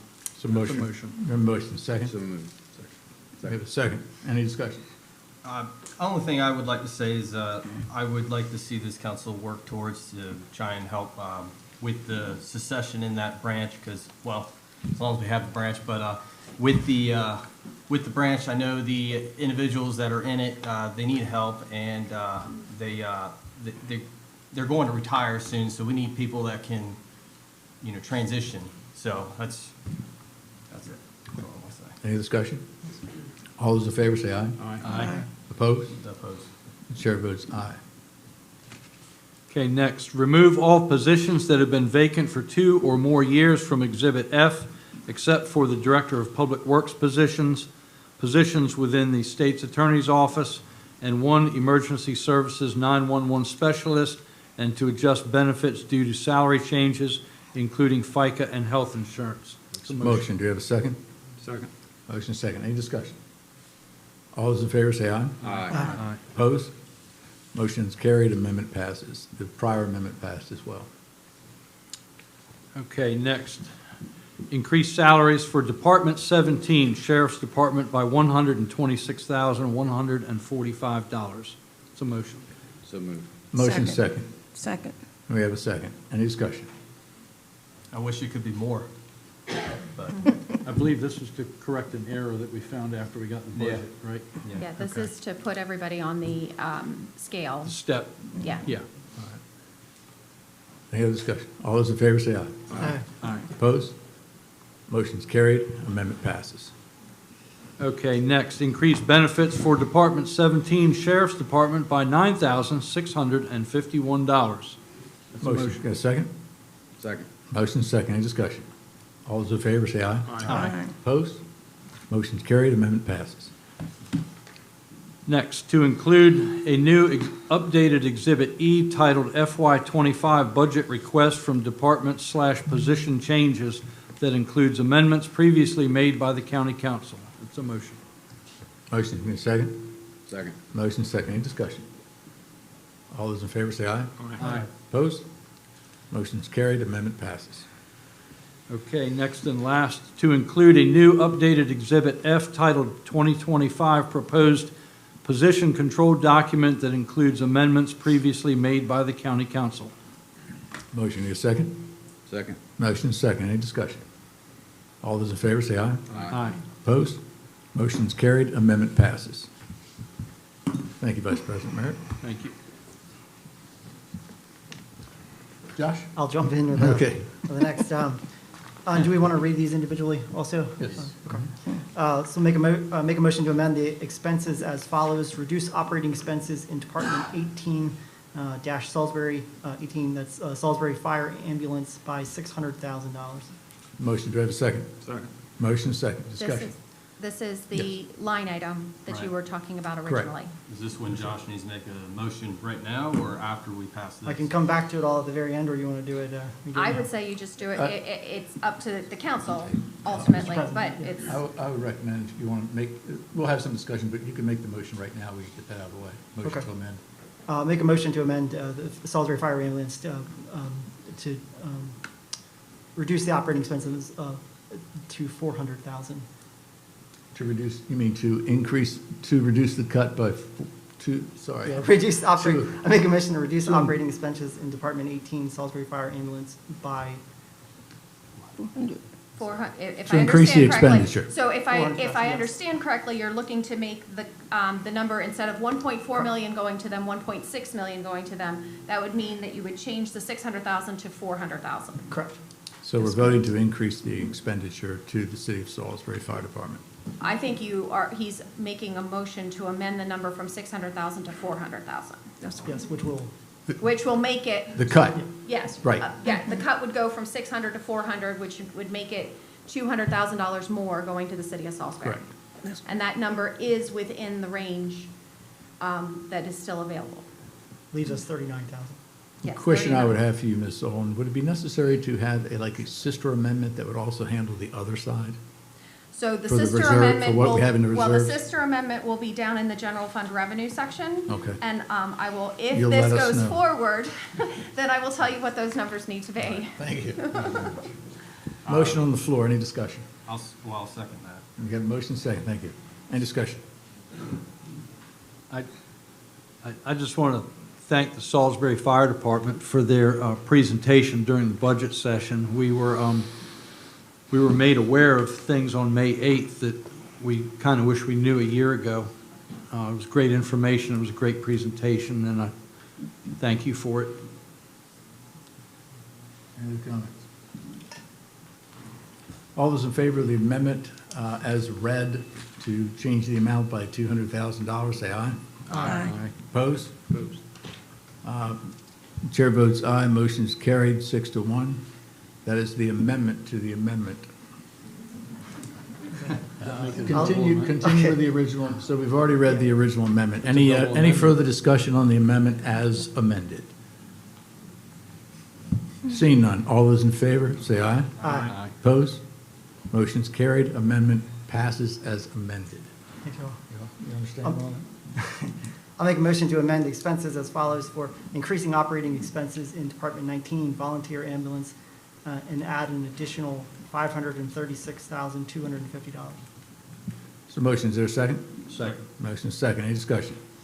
All those in favor say aye. Aye. Opposed? Motion is carried, amendment passes. And next is a motion to increase operating expenses in Department 20 Volunteer Fire by an additional $288,750. That's a motion, a second? Second. Discussion? All those in favor say aye. Aye. Opposed? Motion is carried, amendment passes. The next, I'd like to increase Department 30, that is Board of Education, by $2 million, of which $1 million is to be used for one-time funding projects, capital outlay equipment, and $1 million is to be applied towards the cost of doing business expenses, our regular operating expenses. Is that the maintenance of effort, Josh? That is. That's the maintenance of effort, okay. There's a motion, is there a second? Second. Motion is second, any discussion? All those in favor say aye. Aye. Opposed? Motion is carried, amendment passes. Very good. The next is to decrease Department 30, Board of Education, that's P&I on capital investments, interest expense by $350,000. That's a motion, do you have a second? Second. Motion is second, discussion? All those in favor say aye. Aye. Opposed? Motion is carried, amendment passes. The next is a motion to amend Appendix A, page 1, heading to say Executives Proposed FY25 Appropriation. That's a motion, do you have a second? Second.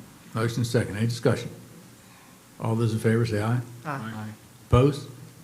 Motion's carried, amendment passes. Next, I have a motion to amend Appendix A, page 1, to remove footnote, oh wait, did I say that right? Page 1, to remove footnote at the bottom of the page as it is no longer applicable. So motion, is there a second? Second. Second. Discussion. All those in favor say aye. Aye. Opposed? Motion's carried, amendment passes. And lastly, I'd like to amend Appendix A, page 1, to include an additional $2 million of funding for the Board of Education. Motion, is there a second? Second. Motion is second. Any discussion? I think the future goal is to try to get them up above maintenance effort, but we can't do that this year. I hope you guys can understand that, but that's the goal. I agree. Any other discussion? All those in favor say aye. Aye. Opposed? Motion's carried, amendment passes. You done? I'm next. Where are we here, Joe? Shaney? Got a very short one. Budget conditions, I make a motion to add the following budget condition as an exhibit to legislative bill number 2024-02. One, to clarify, $10 million is to be added to pay-go funding for the Fruitland Primary School for a total of $10,500,000 as pay-go funding and $10 million as bond funding. So motion second? Second. Any discussion? All those in favor say aye. Aye. Opposed? One opposed. Motion carries, amendment passes. And then the requirement for the new grants administrator position to provide quarterly reports to the county council. So motion, do we have a second? Second. Any discussion? All those in favor say aye. Aye. Opposed? Motion is carried, amendment passes. Is that it, Shane? Yes. Oh, good. You ready? I said short, You tell sweet. me. All right, general fund and revenue. I make a motion to amend Exhibit A, general fund revenue as follows. May I give you the new number so you don't have to amend the number? I've got them, right? No, because you guys just amended it with a $200,000. Thank you. So this first line, your number needs to be 9,960,216. Sure of that. Repeat that again. 9,960,216. Okay. It's $200,000 more than what it was previously. Thank you. You'll have two more when you get down to the bottom, so I will interrupt you again. All right. Did we get a second? Second. All right, let me try that again. Well, okay. You ready? I think we have it. No, he didn't make the motion. I didn't. Oh, Okay, go I ahead. didn't complete it. All right. Yeah. I thought that's true. Go ahead. All right, I'll make a motion to amend Exhibit A, general fund revenue as follows. To increase use of prior fund year fund balance by $9,960,216 for the pay-go funding for the Board of Education Fruitland Primary School project. That's the motion. Do we have a second? second. And the figure was correct. Good. Any discussion? All those in favor say aye. Aye. Opposed? Motion's carried, amendment passes. Pam, is this figure right? Yeah, it's the last two, when you Okay. get down to miscellaneous revenues and general fund revenue, so I'll adjust those two. Okay. I make a motion to amend Exhibit A, general fund revenue as follows, to reduce the real property tax revenue by $2,160,603 to offset the reduction in the real property tax rate. We have a motion. Do we have a second? Second. Motion second. Any discussion? All those in favor say aye. Aye. Opposed? Motion's carried, amendment passes. I make a motion to amend Exhibit A, general fund revenue as follows, to reduce the personal property by $7,000, ordinary business corp, $114,000, and RR public utility, $110,000 to offset the reduction in the personal property rate. We have a motion. Do we have a second? Second. Motion second. Any discussion? All those in favor say aye. Aye. Opposed? Motion's carried, amendment passes. I make a motion to amend Exhibit A, general fund revenue as follows, to adjust the net property tax revenue to $76,876,223 as a result of the change to the real property tax revenue and personal property tax revenue. Motion, do I have a second? Second. Motion is second. Mr. Holloway. Any discussion? All those in favor say aye. Aye. Opposed? Motion's carried. Amendment passes. I'll make a motion to amend Exhibit A General Fund revenue as follows: to reduce CD and investments for interest income by $500,000 as a result of the change to the PAYGO funding for the Board of Education Fruitland Primary School project. Motion, we have a second? Second. Motion is second. Any discussion? All those in favor say aye. Aye. Opposed? Motion is carried. Amendment passes. Shane, this number is 32011,959.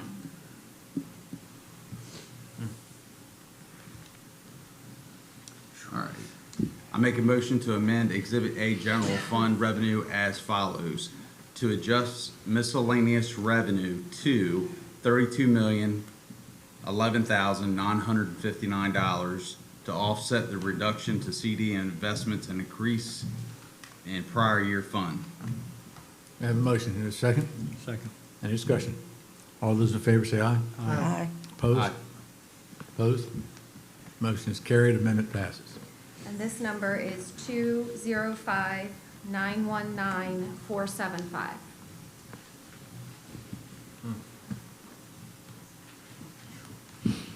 I make a motion to amend Exhibit A General Fund revenue as follows: to change the total general fund revenue to $205,919,475 as a result of the change to the real property tax revenue, personal property tax revenue, CD and investments, and use of prior year fund balance.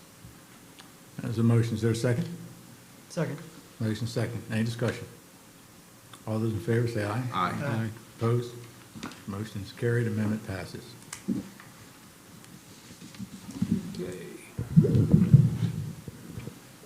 All right, capital budget.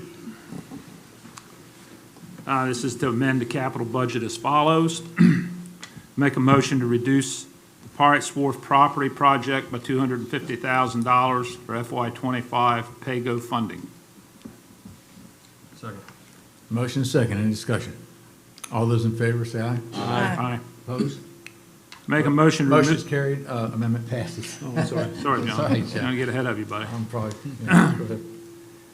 Make a motion to remove the Civic Center flooring replacement project in the amount of $350,000. Got a motion, second? Second. Motion second. Any discussion?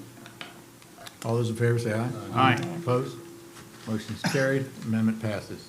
Make a motion to remove the airport parking lot exit lane and canopy in the amount of $500,000. Motion, is there a second? Motion second. Any discussion? All those in favor say aye. Aye. Opposed? Motion is carried. Amendment passes. Make a motion to remove the corrections building expansion project in the amount of $2,700,000. Got a motion. Do you have a second? Second. Motion is second. Any discussion? All those in favor say aye. Aye. Opposed? Motion is carried. Amendment passes.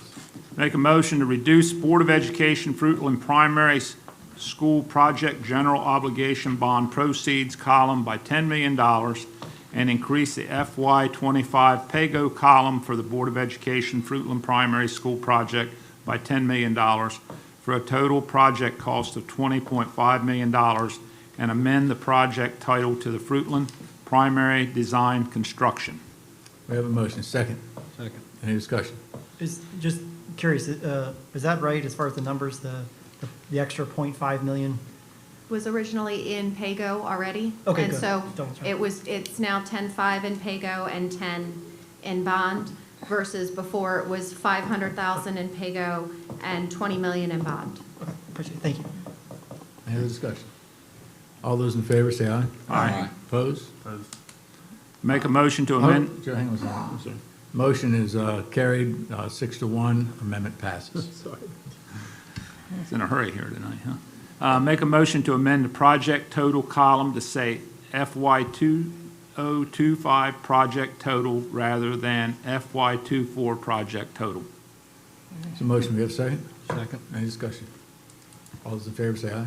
Aye. Opposed? Motion carried. Amendment passes. Are you done, Joe? Yep. I'm done. James? Okay. I make a motion to amend the text of legislation bill 2024-02 as follows. In section 1, second paragraph, insert the word amended, and the sentence that says operating and capital budget is attached hereto as amended, Wicomico County FY 2025 general fund operating budget, including Exhibit A and B and appendix. Is there a Motion, second? do you have a second? Second. Motion second. Any discussion? All those in favor say aye. Aye. Opposed? Motion is carried. Amendment passes. Make a motion in to amend the text of legislation bill 2024-02 as follows. In section 2, second paragraph, insert the word amended in the sentence that says governmental and enterprise funds is attached hereto as amended, Wicomico County 2025 budget, Exhibit C, governmental and enterprise funds. We have a motion. Is there a second? Second. Any discussion? All those in favor say aye. Aye. Opposed? Motion is carried. Amendment passes. I make a motion to amend the text of legislation bill 2024-02 as follows. In section 4, second paragraph, insert the word amended in the sentence that says fiscal year 25 position changes, budget and position control budget as attached hereto as amended, Wicomico County 2025 position changes, budget and position control budget, Exhibit E and Exhibit F. Got a motion. Is there a second? Second. Any discussion? All those in favor say aye. Aye. Opposed? Motion is carried. Amendment passes. I make a motion to amend the text of legislation bill 2024-02 as follows. In section 6, second paragraph, insert the word amended in the sentence that says fiscal year 25 proposed capital budget is attached hereto as amended, Wicomico County 2025 capital budget. Got a motion. Is there a second? Second. Any discussion? All those in favor say aye. Aye. Opposed? Motion is carried. Amendment passes. Good? Yes. Ms. Chantel? Anjali Chatel, internal auditor. Can you hear me? You got to get very close. Okay. All right, can you hear me now? Yes. Sorry, I didn't catch this earlier, and maybe it's okay. Pam maybe can confer on this. The amendments on the revenue, there's a section on general fund revenue changes, but I don't see a section on enterprise fund revenue changes, so technically there may be needs. So the enterprise fund is all encompassed in Exhibit C, so revenue and expenses are both amended with the expense amendments. So there's no need to actually say decrease in revenue on tourism? No, because you have to balance the budget, and since they're all on the same schedule, and they're all balancing due to the expense changes, those have historically just been accepted as being, they net each other. Yeah. Because it's all on Exhibit C, C versus on the other ones, revenue's on A and expenses is on B. So when we're amending Exhibit C, we're amending both sides. Yeah, I just wanted to make sure that technically if it was supposed to. Great. So All right. we amend both sides with the same thing. Yeah, okay. Wonderful. All right. Thank you. Thank you, Ms. Chantel. I'm always. You got anything else? You good? Any other discussion? Did we get the vote? I lost track. Well, I need to make a motion to this section right I here. just want to, Ms. Rowley, you okay here? Well, I haven't read it yet. Okay. Yeah. Go ahead. Okay. All right. I make a motion to amend the text of legislative bill 2024-02 as follows. To amend Exhibit B titled General Fund Expenses to include the amendments previously made by the council. Motion, is there a second? Second. Any discussion? All those in favor say aye. Aye. Opposed? Motion's carried. Amendment passes. Okay. I make a motion to amend the text of legislative bill 2024-02 as follows.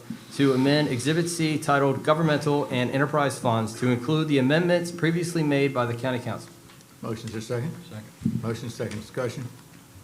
All those in favor say aye. Aye. Opposed? Motion's carried. Amendment passes. That's all you know, John. That is it, right? What else we have? You got the shorter paragraph Oh, of the well, whole thing. Oh, I told me. How did that happen?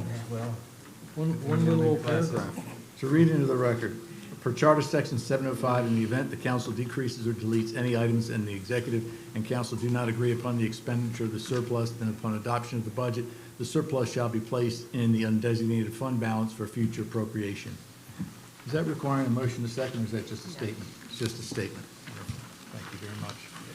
Any further discussion on the on the legislative bill as amended and amended twice? Any discussion? Well, All right. All those in favor of legislative bill 2024-02 as amended, say aye. Aye. Opposed? Legislative bill number 2024-02 passes unanimously. Wonderful. Thank you, Mr. Benson. Yeah, I did a lot of work there. Mrs. Hurley. Okay, so next is resolution number 63-2024. This is to levy and impose a real and personal property tax for the fiscal year beginning July 1st, 2024, and ending June 30th, 2025. Entertain a motion to approve resolution number, 63-2024. So moved. Motion second? Second. Motion second. Any discussion? For the public's understanding, this is restoring the revenue cap. Any other discussion? All those in favor of resolution 63-2024, say aye. Aye. Opposed? Motion is carried. Resolution passes. Thank you. Thank you. 1 second, if I could. There are other budget conditions to legislative 2024-02. Mr. President, they're Yes. actually the same ones, but if you want to read them into the record, I mean, you guys just made the motions to include them, but that's what it would be as attached to that legislative. But we already have it entered in the record. You do have the motions. That's fine. Thank you, Ms. Hurley. thank you, Pam. Thank you, Ben. Paul. Thank you, Mr. Wood. At this time, we open the floor for public comments. If you have any comments you'd like to make, please step to the podium. Was it Mr. Cox? Was that it? Was it? It was Nathan. I think it was Nathan. Nathan Cox, yes. Mr. Cox, I Yeah, know this Nathan Cox. is your time, if you're still here. This would be your time to speak. Yes, sir. John Tyler, Wicomico County, President of the Wicomico County Fire Chiefs Association. We just wanted to come forward and say, you know, when it comes to the budget, that at no time should there be any decrease in funding for any fire department in Wicomico County. I truly believe, and so does every member, that's why I'm here tonight representing all fire departments, volunteer departments in the county, that public safety should come second. We've heard lots of increases and decreases, and just when are we going to stop putting public safety as a back burner item? I'm going to say, and if you feel comfortable with it, please do so. If you've ever had to call an ambulance or a police agency, raise your hand. These are your people. So what happens when, you know, we keep into this funding nightmare? It has been said before in the presentations with the county and with Salisbury, the average fire apparatus is over $1 million. We're not duplicating services. We are very mindful of the units that are going into the county. And I know it was said by, I believe it was Mr. Cannon, that perhaps one of the ways to alleviate this is to put a county-run system, and we're waiting on the SWAT. I am part of the SWAT, and I'm going to tell you, I think it is going to backfire on the council, because one of the top recommendations is adding 24-hour-a-day ALS and BLS service in the stations, which we don't currently have that in probably 50% of the stations. So what happens then? What is the argument going to be then? Just something to consider when it comes to the budget. We stand side by side with Salisbury. When we did our budget as a county entity, Chief Frampton was part of that because we believe he should be. Salisbury is in Wicomico County, And there may be some funding things with Salisbury, and we get all that, but that doesn't change the fact that public safety must come first. It absolutely has to come first. We had no knowledge or part in the cuts. I know it's all over social media. There have been some things going back and forth, and I'm going to dispel the rumor that the county chiefs knew anything about any cuts to any department. We did not. We did not. That is not a decision made by us. We don't have that power.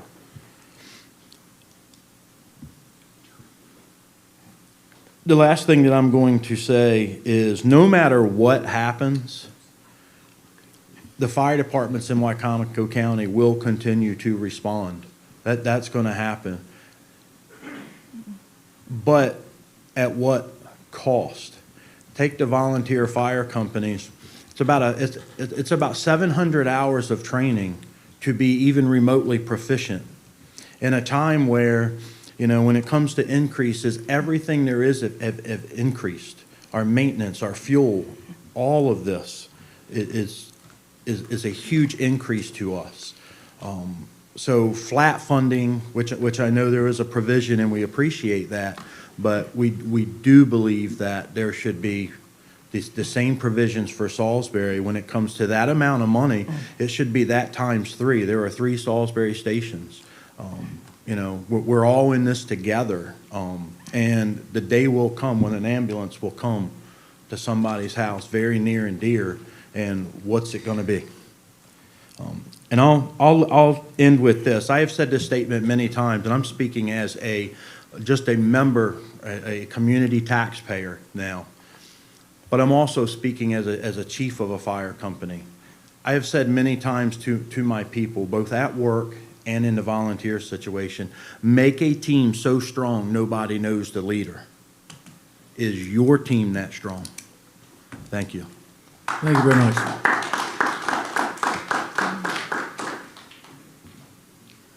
Hello, Randall Reeser here from Wicomico County. First, I want to say thank you to everybody that I've been in contact with on me and my wife's situation with the Wicomico County Health Department. We had a home in Willards, sold it, bought a piece of property that was misleading with the realtor, unfortunately.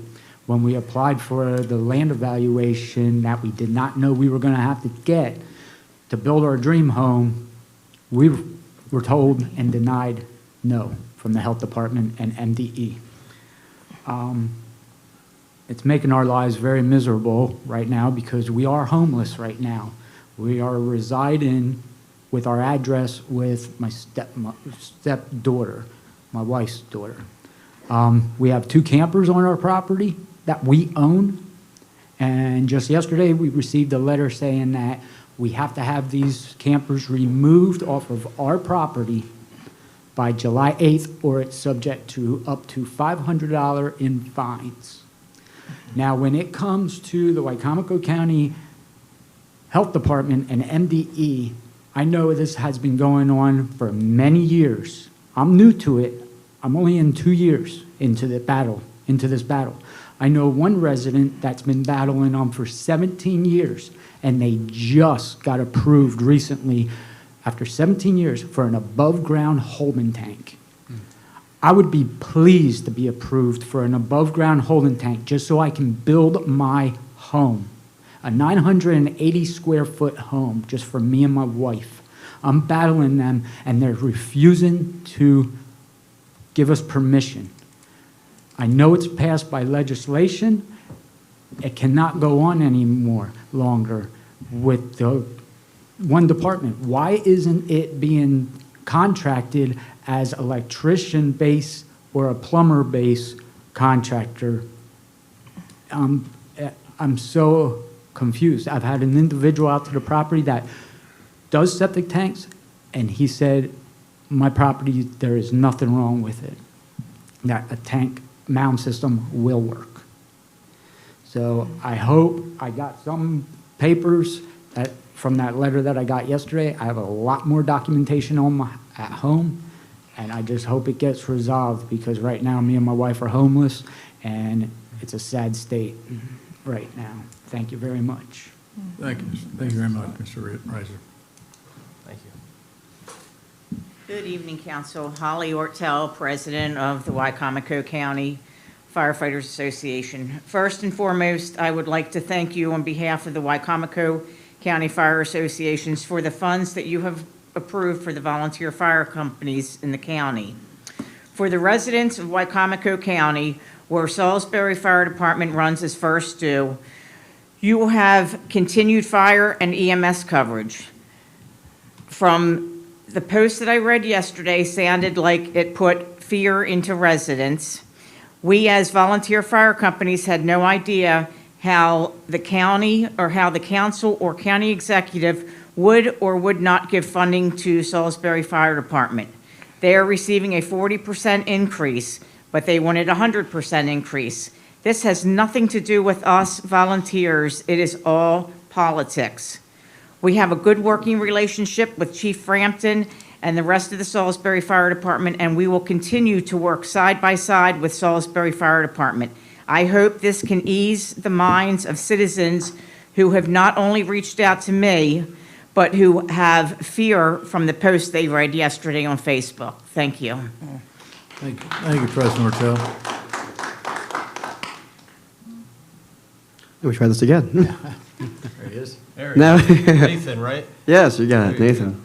I'm here to represent the Wicomico County Public Library as a citizen of Salisbury and I guess Wicomico County, against what I call the invasion of Salisbury University, a corporation more than an academic institution that is buying buildings more and more. I was told that they couldn't afford really to repair the Ward Museum. I don't know the ins and outs of that.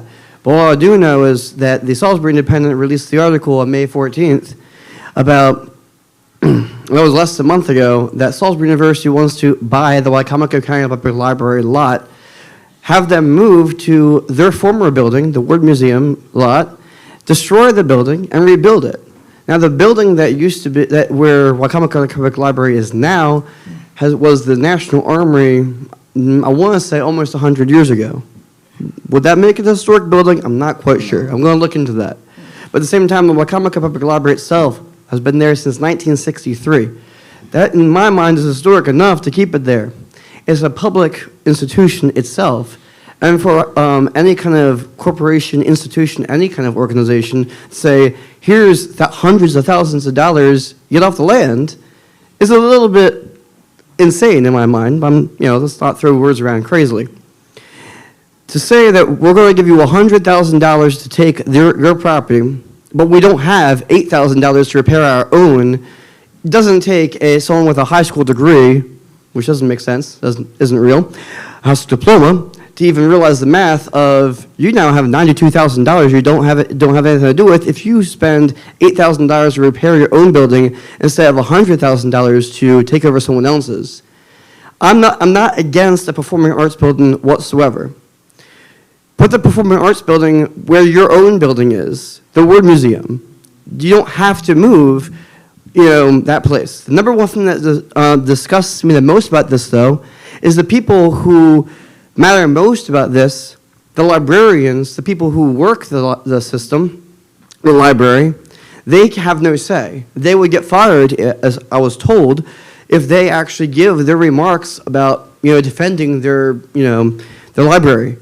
So this would actually make this a defenseless fight against them. The paper has nothing for the library. The county people and Salisbury University people say how great it is, but nobody for the library is allowed to say how good or bad it is. I think if this is a Wicomico public library, the public should have a say over what happens to the library, this historic landmark that has been downtown forever, and not have a academic corporation buying it out. I could spend more time talking about personal remarks, but that's not important. Thanks so much. Thank you very much. Good evening, Council, again. Hi, my name is Monica Brooks, and I am a resident of Wicomico County. I'm also president of Wicomico County NAACP. And what I wanted to speak on, which I spoke on last meeting and some other meetings, is the funding for the schools. As many of you know, someone referenced the article that just came out about the 204 arrests, which is the largest in the entire state of Maryland. Our county is not the largest county in the state. And there are underlying, people just want to say there's just violence, there's just violence, there's just violence going on, but there are underlying issues to a lot of this violence, a lot of the issues that are happening within the schools. What we don't have, and Dr. Stauffer himself has said, I have had Matt Massarello, Judge Massarello, come and speak to our organization about these statistics. I had the Wicomico Youth and Partners speak to us, and we also went to the Department of Juvenile Services to really find out why is a lot of this happening. Trauma in the homes, abuse, poverty, a mixture of elements that are leading to some of these issues in the school, and the schools apparently, obviously, don't know how to handle it. Arresting children is not the answer to all of that. I'm not saying that some things don't need to be arrested. I'm not saying that. What I'm saying is that if we have such large numbers, then there's a problem with how things are being addressed and assessed. We don't have adequate access to mental health resources within the school system or for kids to get anywhere near as close as Queen Anne's County. Some people have to go there, and some have to go across the bridge to address these issues that are going on with the kids in the schools. I implore you to really look and figure a way to create a task force, or I don't know if that's, and you all are the legislative branch, but to really, since you approve budgets and you're able to do above maintenance of effort, I implore you to do something to try to save these kids. It is not a bunch of all bad kids. It's also some people that don't know how to handle kids, period, who are not willing to take the time. We have been advocating for restorative practices to be mandated through the state, which we've been speaking to the governor's office and all of that. But here in Wicomico, you have the ability to do. And I keep saying this, and I'm gonna keep on saying it. In the way that 30 whatever $million for somebody calls the Taj Mahal of our new sheriff station, that money was found. I don't think you needed all that, quite frankly. Why don't you kick some of that money on over and help our kids, which is the future of our county. Thank you. Hi, Ms. Brooks. Hi, Mikkel Darlene, live in Wicomico County. I'm here again today to advocate for the protection and restoration of the funding for Connolly Mill Park. As you've heard from many voices, the benefits of this regional park would be immense for residents of Wicomico and the entire Tri-County area. For 8 years, discussions recorded in council minutes, news publications, they've all shown unwavering support and a clear path forward towards establishing Connolly Mill as a cherished public park. We've witnessed the power of community advocacy with the successful revival of West Metro Core Park after residents spoke up. Now Connolly Mill Park, with even greater community support, deserves the same chance to flourish. Let us honor the promise made to the community and turn this vision into the reality. Recent events have highlighted the urgent need for action. As predicted, illegal ATV use has surged on the property. Just in the past 10 days, we've witnessed them utilizing the very obstacle course built for the Jeep event. We have drone footage of this reckless activity, and despite the county executive deeming the site too dangerous for volunteers to clean up trash, it's somehow considered safe and family-friendly for Jeep enthusiasts. This blatant contradiction is unacceptable. If the land is safe enough for Jeeps, why can't tax-paying citizens of Wicomico County hike, bike, birdwatch, or run on these trails? Residents have been doing so for years without incident, yet suddenly it's deemed too dangerous for everyone except for Safari at Decoree participants. There's been recent talk of fencing off the entire property. I find this extremely alarming. This would be a colossal waste of taxpayer money, disrupt a 7-mile greenway, and harm wildlife diversity hubs. Instead, I propose a sensible solution. Let's fence the 55 acres used for the surface mining to protect the excavation equipment in the quarry areas. And let's open the remaining 184 plus acres to the public for low impact recreation as originally intended. I know, Mr. Nguyen, you've spoke about that before. Safari at the Quarry's actions have exacerbated the issue by showcasing the area as an off-road playground, attracting even more legal activities. They should remove the obstacle course, and they should remediate the damaged trails. By fencing off the most hazardous areas and opening the rest, we can mitigate the dangers and allow the land to serve its highest and best purpose. Discrimination and exclusion should not dictate the fate of Connolly Mill Park. Let's embrace its potential as a vibrant, inclusive space for all to enjoy. I urge you to listen to the community. Let's fulfill the promise and make Connolly Mill Park a reality.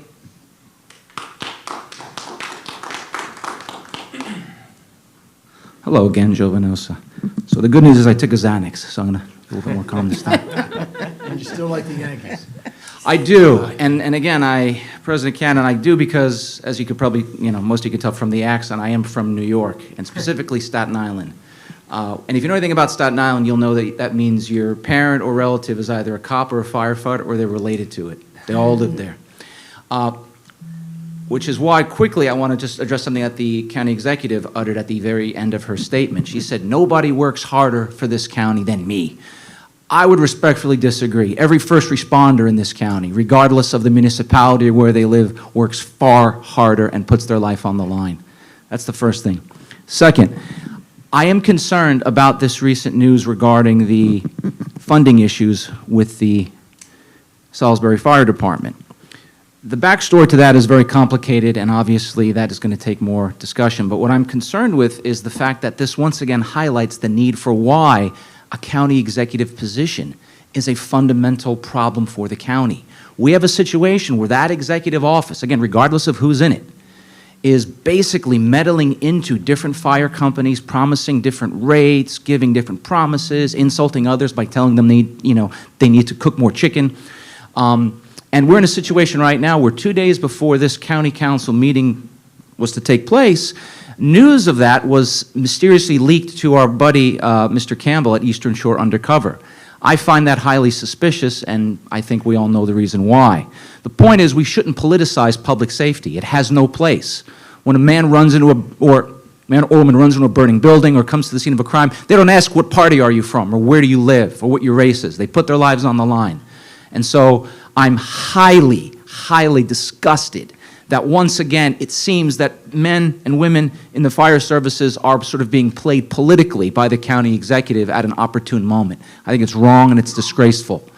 And I hope the public educates themselves, including some members of my own city council, because I am a city resident. And I got to tell you, there were numerous social media posts the last 2 days, and they basically just took it and ran with it without explaining to the public what happened, and they did create a kind of panic. There were people who were freaking out about service issues.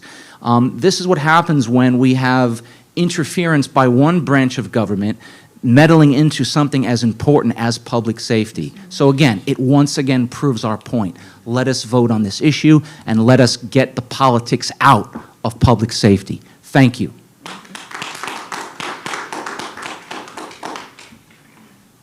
Evening. My name is Brandon Records. I am the president of the Salisbury Career Firefighters, and I just so happen to be a county taxpayer as well. So I've worked for the city, for the Salisbury Fire Department for 16 years now. I didn't truly understand just how much of a funding gap really existed until about 2 years ago when I kind of stepped into my current role. The gap that exists historically has just been passed on to the backs or pockets of the city taxpayers primarily. Coincidentally enough, who I've now been one of for about 10 years. This means the residents and businesses residing in the county portions of the Salisbury Fire District have received the same great service as those in the city, but at little to no cost. So what does this all mean? It means that after years of not receiving the proper funding for fire and EMS services from the county government, the city government may be forced to end services to the county portions of the Salisbury Fire District. This is no different than any other business owner in America. The city government cannot continue to provide service to an entity that isn't paying the fair share. So, some stats for you. The Salisbury Fire Department does provide the highest quality fire and EMS service staffed 24 days a week, 24 hours a day, 7 days a week, 365 days a year. In 2023, the Salisbury Fire Department responded on a total of 16,314 calls for service. This is more than all the 11 other county fire departments combined. Of those 16,314, 4,605 fell in the county portions of the Salisbury Fire District. Today, based on the year-to-date statistical numbers, that previous number is again expected to grow this year, reaching 4,974 projected calls into the county portions of the Salisbury Fire District. I apologize. The Salisbury Fire Department ran 65.3% of the total calls for service in Wicomico County in 2023. So I don't believe what's being asked is outlandish. Your county executive has already reached an agreement with the city government for $2,004,000. Mind you, this is simply just giving the 3 Salisbury stations the exact same allocation that you will provide to the other 11 county fire departments, $668,000 each. Now, with only 2 weeks left before budgets are supposed to be struck, you're proposing a cut of $600,000, which you've now amended a little bit, and an additional $75,000 of funding to those same county stations. The county chiefs have already told you, the county executive, that they cannot handle the burden of calls that would be passed on to them if the city did not run into the county portions of the Salisbury Fire District anymore, and that's fine. So, we've lost a lot of people, but if you will, if you have a child, if you work, if you have a grandchild in a Wicomico County public school in the Salisbury Fire District, please raise your hand. Mine could be one of them next year if I switch schools. If I could ask you to Mr. Records. Oh, okay. I thought I had my time better planned. I can't imagine a day that we wouldn't respond to those calls, especially being that we have a staff firehouse sitting right across the street from Parkside High School being one of them. So I'll just ask you tonight, do the right thing, the morally, ethically right thing. You're not just messing around with budget numbers or getting one up on a city government. You're playing with people's lives, the same lives that we swore to protect. No one wins in this, especially not the citizens. Thank you. Thank you.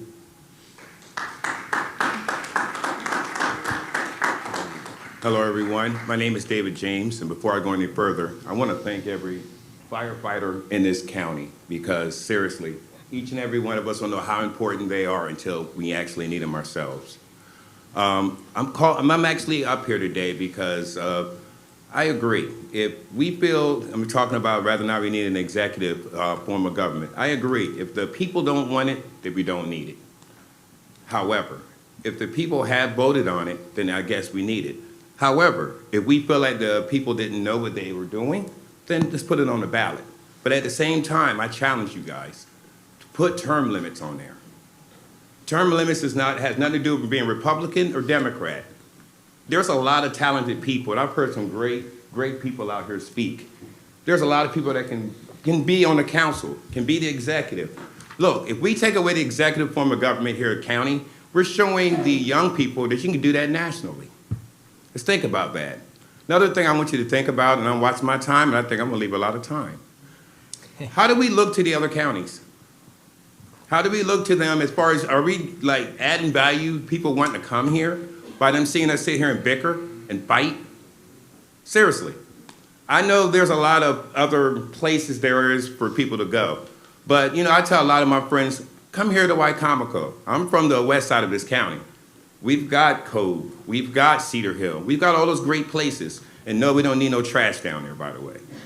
But at the same time, we need people to work together. Again, I'm gonna say this before I finish here.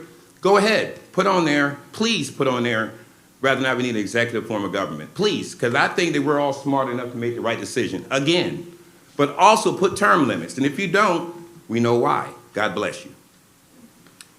Thank you, Mr. James. Good evening, Brian Rager, a Wicomico County resident and Assistant Superintendent, Chief Finance and Operations Officer for Wicomico County Public Schools. Just want to take a moment this evening to thank the council and county government for their consideration of our budget requests and support of our operating funds, one-time expenses, and Fruitland Primary School that we're really excited to get working on. Appreciate the working relationship we had through the budget process, and the belief was intimated by Mr. Wynn, the willingness to continue those discussions. And as we talked about it in our discussion earlier last month, having some opportunities to work together and set goals for where we really want this county to go in terms of public schools. We stand ready to work with you on that and are excited to do so. Thanks. Thank you. Thank you.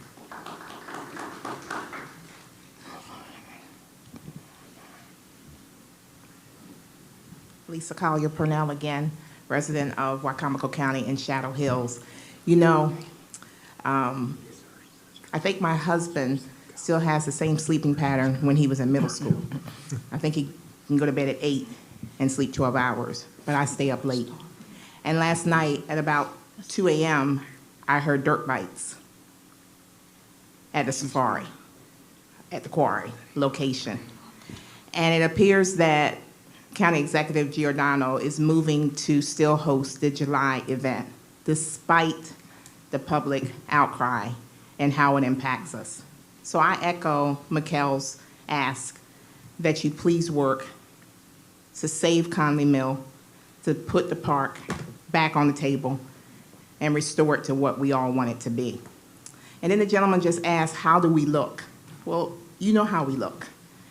At the beginning of the meeting, the majority of us stood up and we said the Lord's Prayer in unison. It sounded like it was going throughout the entire room. But then I saw actions and I heard words that didn't emulate what we had said in that prayer. And truly, you look at the gentleman who was just up here. No one hollered and screamed. Anyone who's gone over, no one on, if it's a different side, had anything to say. Time's up, sit down. You didn't see that. And to all of you who serve on the council, I always said, I didn't have time last time, but I knew I'd come back up, to thank you for your service. You're public servants, and we thank you for it. And Councilman Holloway, listen, you have nothing to be ashamed about. Absolutely nothing. Thank you for your service, and I'm quite enamored by you. I'm a little smitten, and I know this is recorded. Somebody's going to go back and tell my husband. I'll be able to give you a hug in a few minutes. Okay. Thank you again. Thank you all for all that you do. Thank you very much. Very nice.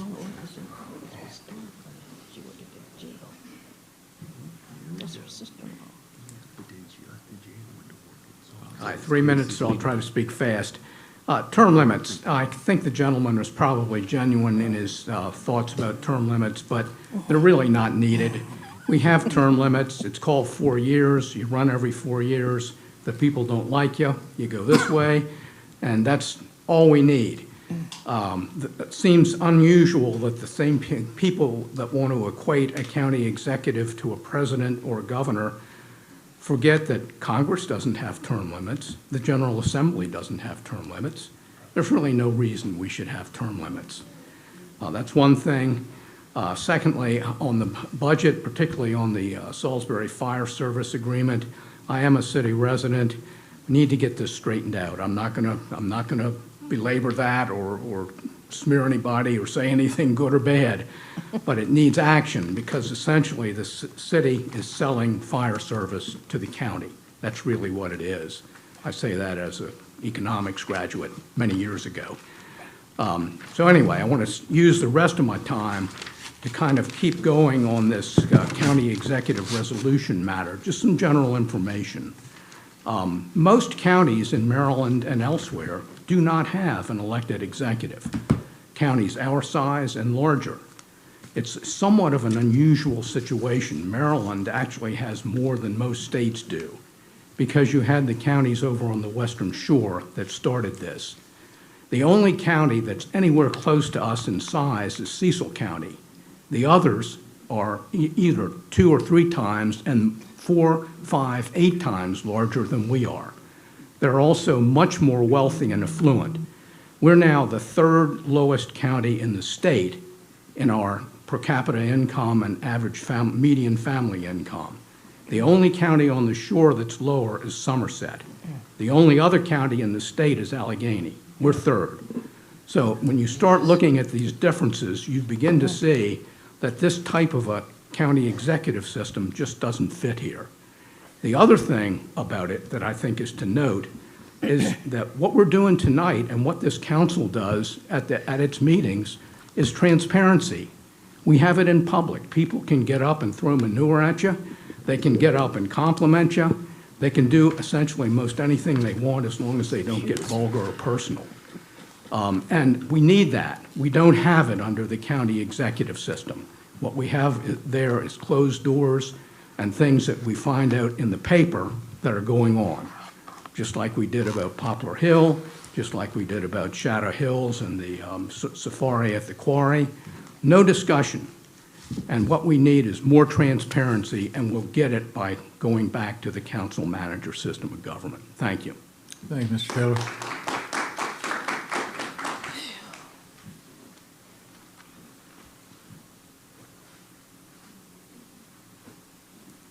Hello, Holly Campbell again. My son Vaughn and my daughter Naya, and we're going to speak a little bit about Conley Mill Park again, in case anybody's not tired of hearing about it yet. Wanted to just say that we would like to continue the same ask that the county executive cancel the rest of her agreement with Livewire to keep doing events. I'll continue to stand by the fact that that property is currently a liability, and there are dirt bikes and ATVs in the middle of the night. We do not call the cops every time. I sit and work on my laptop almost every night at 1 and 2 and 3 in the morning. Sometimes I'll run out my back door and take a little video clip just in case somebody's ever really interested in hearing about it, but I feel like it's kind of a waste of time. It's disruptive. It's dangerous back there. If I ask both of these kids right now, why does mommy say don't ever go back there? Why is it? Because you get shot. Because you're probably going to get shot. And, you know, I've heard some really absurd accusations from, I don't have a problem with the Jeep people, but after that Jeep event, when you guys had the council meeting and everybody came up saying how great the event was, and, you know, Shadow Hills was never really saying a event was going to be disruptive during the hours to us that much. That was a media campaign that was run that we had no part of. What is really disruptive is after hours, in the middle of the night, on the weekends. There is a lot of shooting that goes on back there. It was all day today. Kids were in the yard all day. It was gunfire all day. Is there a shooting range? Yes. Is it always the police shooting back there? No. We have law enforcement that live in our neighborhood, so we do call and ask. There are dune buggies back there running around that place, driving down those obstacle courses, headed right towards the 65-foot deep pit of water. I do believe someone's going to get hurt back there at some point, and I think the county's going to have a lawsuit on their hands.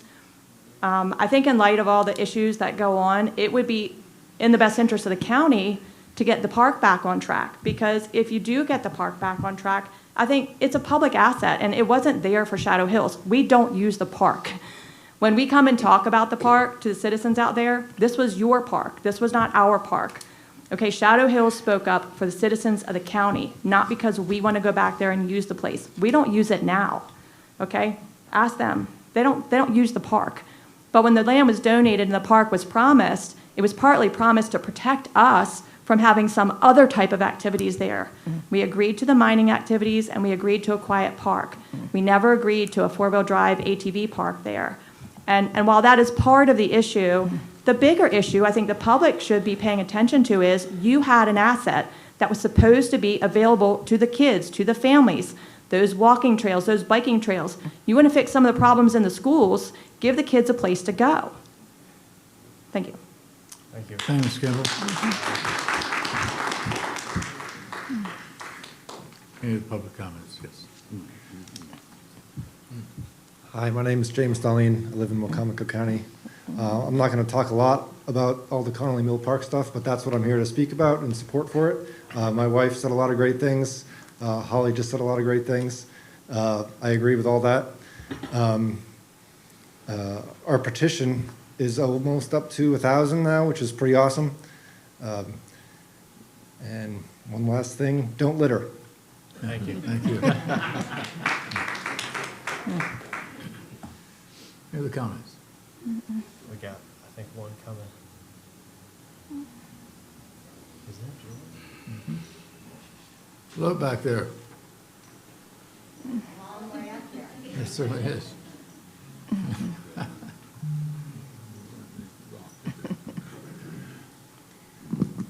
Hello, Council. It's great to see you tonight. It's been quite a while since I've addressed you. My name is Julie Dilworth. I am a citizen of Wicomico County. And just in the general comments, because I got here a little bit late tonight, I just wanted to speak to the county executive position. And I think some of us have been around long enough to remember the history of it which started with Ricky Pollock. Yep. And then, let's see how my memory goes. Then it was, to help me out. Bob Culver, Bobby Culver, God rest his soul. And then we had John Pasota. And now we have Julie Giordano.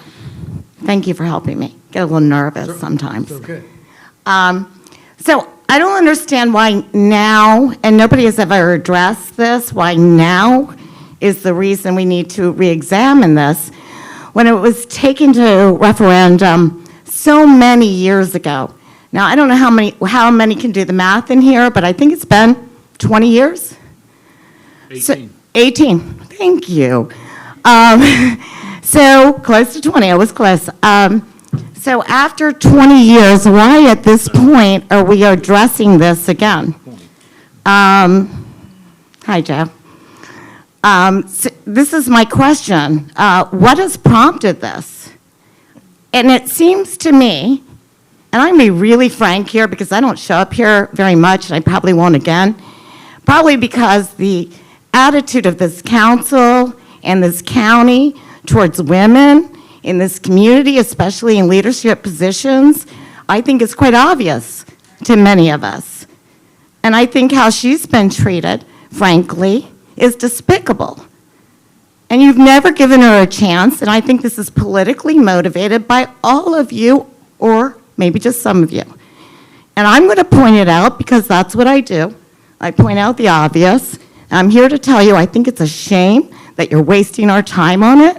And if you're going to put it to referendum, you need to do it the way people put a referendum to, the honest way, which is to have the people of the county sign a petition to get the numbers you need to meet the requirement the way it was done the first time. And if you think you are the people to make this decision for us to put it on the referendum again so you can play games, I think it's shameful. And that's why people don't get involved in this county, and some of you have been here way too long. Thank you. Thank you, Mr. Ruth.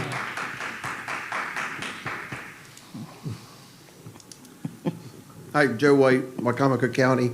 When you get to your council statements, would one of you please just refresh everyone's memory on how the 2006 referendum come up? I don't believe it was a voter ballot at that time, right? That's all. Any other comments? Mike Goldberg, Wicomico County. I can answer Joe's question. There was a straw poll that was not binding. Ultimately, it was the county council who made the decision to put the amended charter onto the ballot. It's as simple as that. There was no petition. That had nothing to do with it. So the young lady is mistaken. And frankly, I really resent her comments suggesting that this council has acted in a misogynistic manner. That's simply not the case. The problem that many residents of Wicomico County have with the county executive is simply her consistent abuse of power, her willingness to steamroll over both county employees and county and her constituents. It's as simple as that. She has not played the game fair. I firmly believe that y'all have. I very much appreciate this council. Thank you. Thank you, Mr. Goldberg. Any other public comments? Seeing none, that concludes public comments. Council comments. May I? Sure. So, the only female here. Ladies first. Ladies first. I'm a strong black woman. I want to say that I've never, ever participated in secret meetings, because I tell people right now, don't tell me a secret, because it's not a secret, because I might forget you told me it was a secret and tell somebody. I think what the problem, I voted for the county executive originally, but I also said if it doesn't work, we can always change it. And the people did vote for it. That's what a democracy is. But I wrote the statement down because I didn't want to talk a whole lot. and it is, now I'm gonna read what I wrote. It has become disappointing and frustrating at times, the lack of communication between the administration and council. And I think we all said that. All of us here, we serve Wicomico County, and we may disagree sometimes, but however is how we disagree. It's how we disagree. I know some community residents are embarrassed, and some are angry. We say we want to be transparent, but us behind this table sometimes find information on social media before it has been communicated to the council or to the community. And the perfect example I use is the quarry issue. That's something that's in the forefront right now. If we disagree with the administration, we find ourselves the villain and the executive the victim. I say when you sit behind this table, and I hope people do run for office, when you run for office, you're gonna learn what it's about. You win some, you lose some. I support placing the decision whether to keep the executive form of government on the upcoming November ballot to be voted on by the people of Wicomico County, not the council, but by the people for the following reasons. Cost effectiveness, the budget continues to grow. I remember when one of the county executives redid his whole office. You all paid for it. Is this the most efficient way to run a local government? Is this the most efficient way to run a government? We hear that the fire department needs money, the school needs money, and the lack of transparency. And that's very important to me. I can talk to anybody. I can talk to the man that runs Eastern Shore, was it? Undercover. Undercover. I can talk to the President of the United States, because that's how I am. I like to talk. So when you say that I resent that they say the council, we all, believe it or not, work together. Little James Wynn, I took him, I teach him he's like my son now. I took him on a tour of my district. Little? I'm taller than you. But we may not agree, but he's the most respectful young man. They all show me respect because I have arthritis in my knees. But I still like to serve. And sometimes I don't go to commission meetings. I own up to that. I go to the social service meeting because it talks about poor people. What are we going to do with poor people? What are we going to do with homeless people? And the local management board is there, so I can learn what they're doing. I served when I came back home in '81. I served on the first board of Habitat for Humanity. I served on the first board of local management, Wicomico County Local Management Partnership. I served on the Salisbury Neighborhood Housing Service. I paid my dues when it came to supporting organizations in this community. So I also served on the city council, so I do have experience, and I thought I'd bring my experience to the county. I'm project-oriented, personality don't bother me. I can get along with Julie. Never said I couldn't get along with her, but I disagree with some of the things she's done. And I don't mind speaking my word that I disagree with her. So the bottom line is we need to let the people vote on these issues. And if people say, yes, we keep it, yes, we keep it. They say, no, we keep it, we don't keep it. And like I said, it always can be changed. Thank you. You know, it's been said tonight, get your applause. It's been said tonight. It's been said tonight and other days, why are you all removing the executive form of government? Well, we don't have the authority to remove the executive form of government. We've heard complaints on both sides. We want to put it on the ballot for the people to decide. Now, I kept, as long as I did my math right, every time somebody came up there, I put for or against. And here's what I got. If anybody else did it, check my numbers. Against removing, I have 17, with 3 of those being county employees. For removing, 15. So there was a couple more that were for or were against removing by two. Now, this meeting has been well advertised on Eastern Shore Undercover, on Facebook, social media, the news media, and the numbers are 15 to 17 in this room tonight. I think it's pretty fair to put it up for the people to decide on the ballot and let them decide.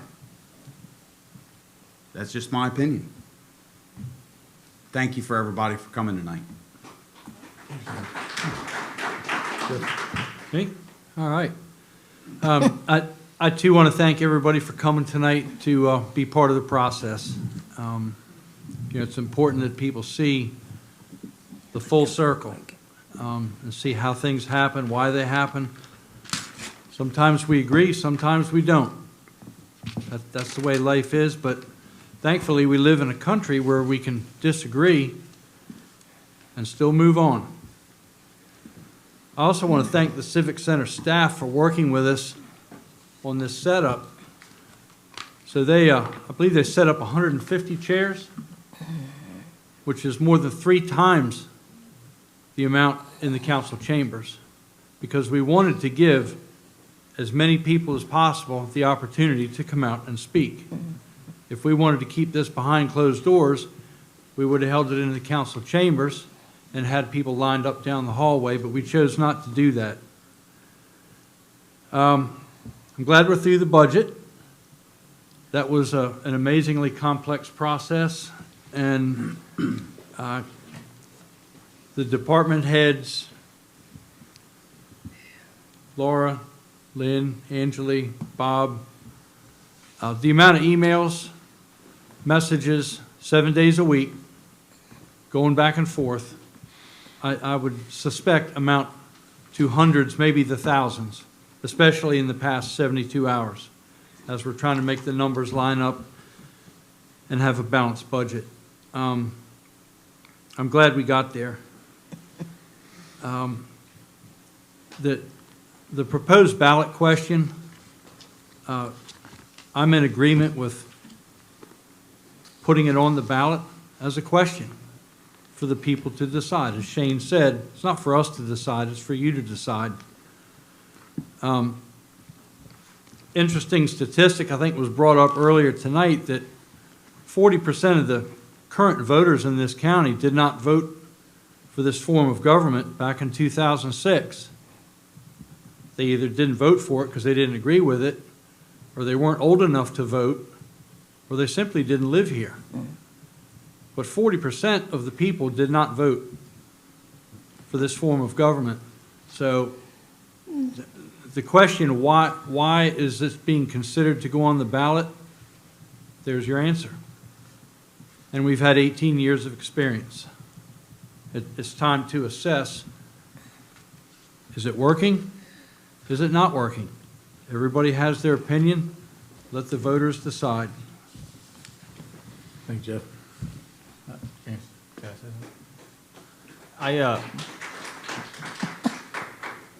I was just wondering if Pam was still here. Bunky, is Pam still here? Okay. All right. Well, I'll have to ask her a question later. But yeah, it's been a really interesting night. A lot of people showed up. I'm happy people showed up. It's really encouraging to see people show up that are interested in county government or just in government in general, because we need to hear from you all. If we're not hearing from you all, we're making decisions on our own, and then we get in trouble later. But anyway, I just wanted to say thank you all. Thank you. John? Also thank you everyone for coming out tonight, and to those who tuned in on PAC 14. Also want to thank the PAC 14 staff. I appreciate you all being here. I know it's a lot to organize.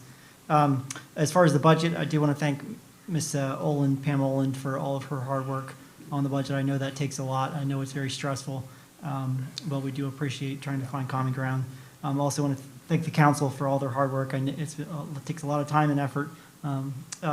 As far as our, the next steps on a consistent fire and ambulance service, I think I want to make sure that we're using the year ahead to really come to a good conclusion that we can all feel good about. And same thing with when it comes to, a plan towards really increasing when it comes to our, Board of Education.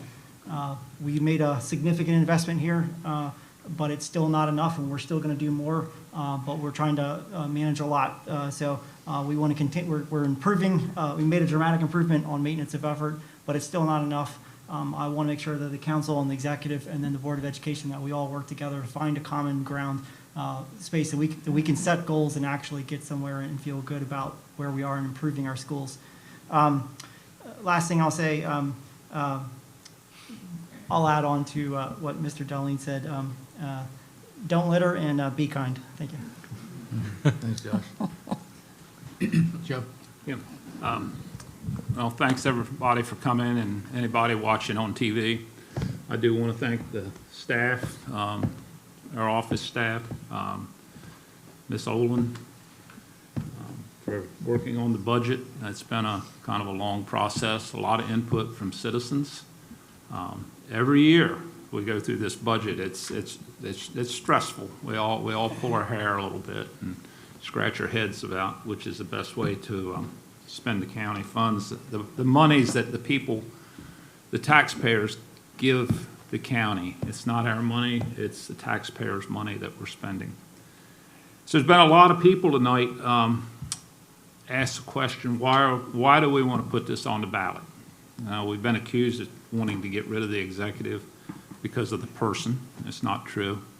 I've had the unique opportunity of serving with every county executive that's been elected in this county. I've got a list here that I'm going to save until the next meeting when we put this to a vote to go through it. But what I want to say tonight is what you've seen tonight with the attacks, and that's what I'm going to call them, the personal attacks at that microphone, is the method of operation of our current county executive. That lady has attacked this council on social media, on radio, on TV, relentlessly. She's used her staff to do it. And that's not the way this is supposed to be done. Everybody says, well, can't you get along? Well, it's hard to be friends and get along with somebody when they got a knife trying to stick it in your back. And that's just exactly the way she operates. And I know this sounds pretty tough, but this is true. Now, these 6 people that I work with up here, we don't agree all the time. John and I didn't agree on the liquor bill. James and myself didn't vote for the Child Advocacy Center.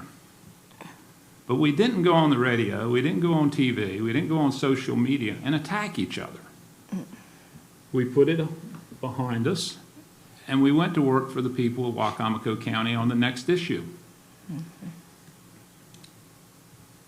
Mrs. Giordano talks about spending money.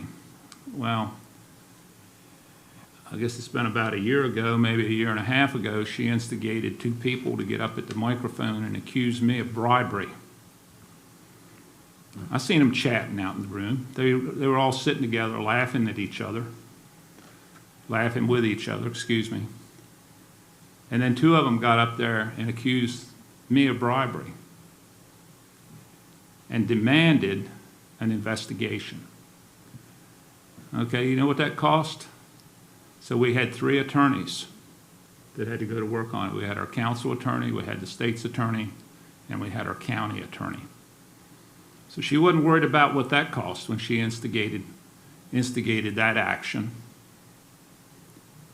It's time for a difference in our government. It really is. I'll read this list the next meeting we have of actions of this county executive and the 2 prior elected county executives, and I think you all will be shocked at some of the things you hear that's happened, stuff that you don't know about because we've had to deal with it.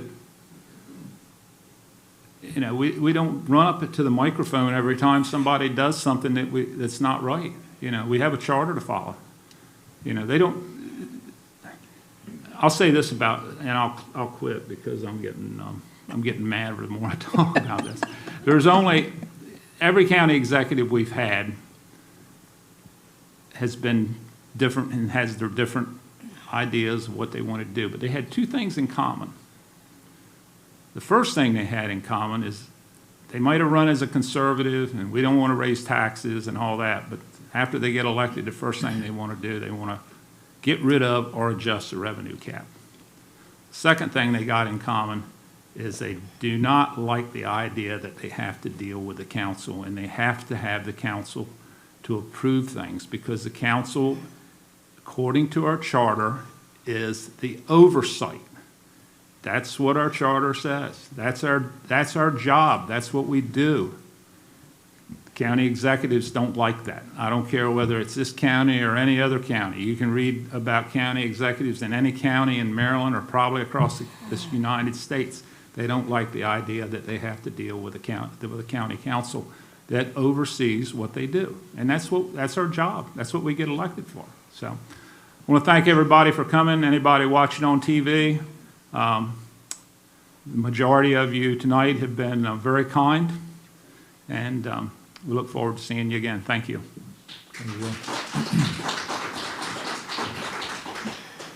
Under presidential comments, I would certainly like to thank everybody for coming tonight as well. It got a little heated at times, I understand, a little emotional, but we appreciate your input and we appreciate your enthusiasm. One clarification I would like to make on a couple of misstatements that were presented here tonight. There was a suggestion that this council or members of this council have never gotten along with all the executives. And what is the common denominator? Well, I understand what the inference is when they make that comment, but they couldn't be further from the truth. I served first when Rick Pollitt was the county executive. I was the first president of the council. He was the first executive. The guy's a great friend of mine. We had a great working relationship. Served with him for 4 years and enjoyed every bit of it. Had the utmost respect for him and still continue to consider him a very good friend.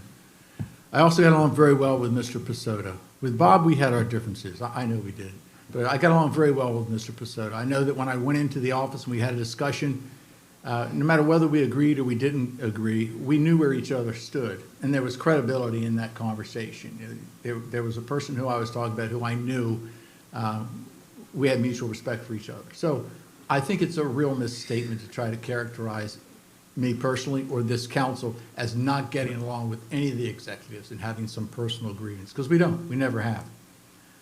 That being said, too, I am also very concerned about the direction that we are headed in.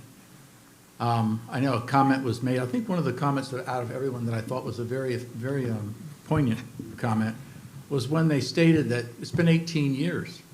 That's practically an entire generation.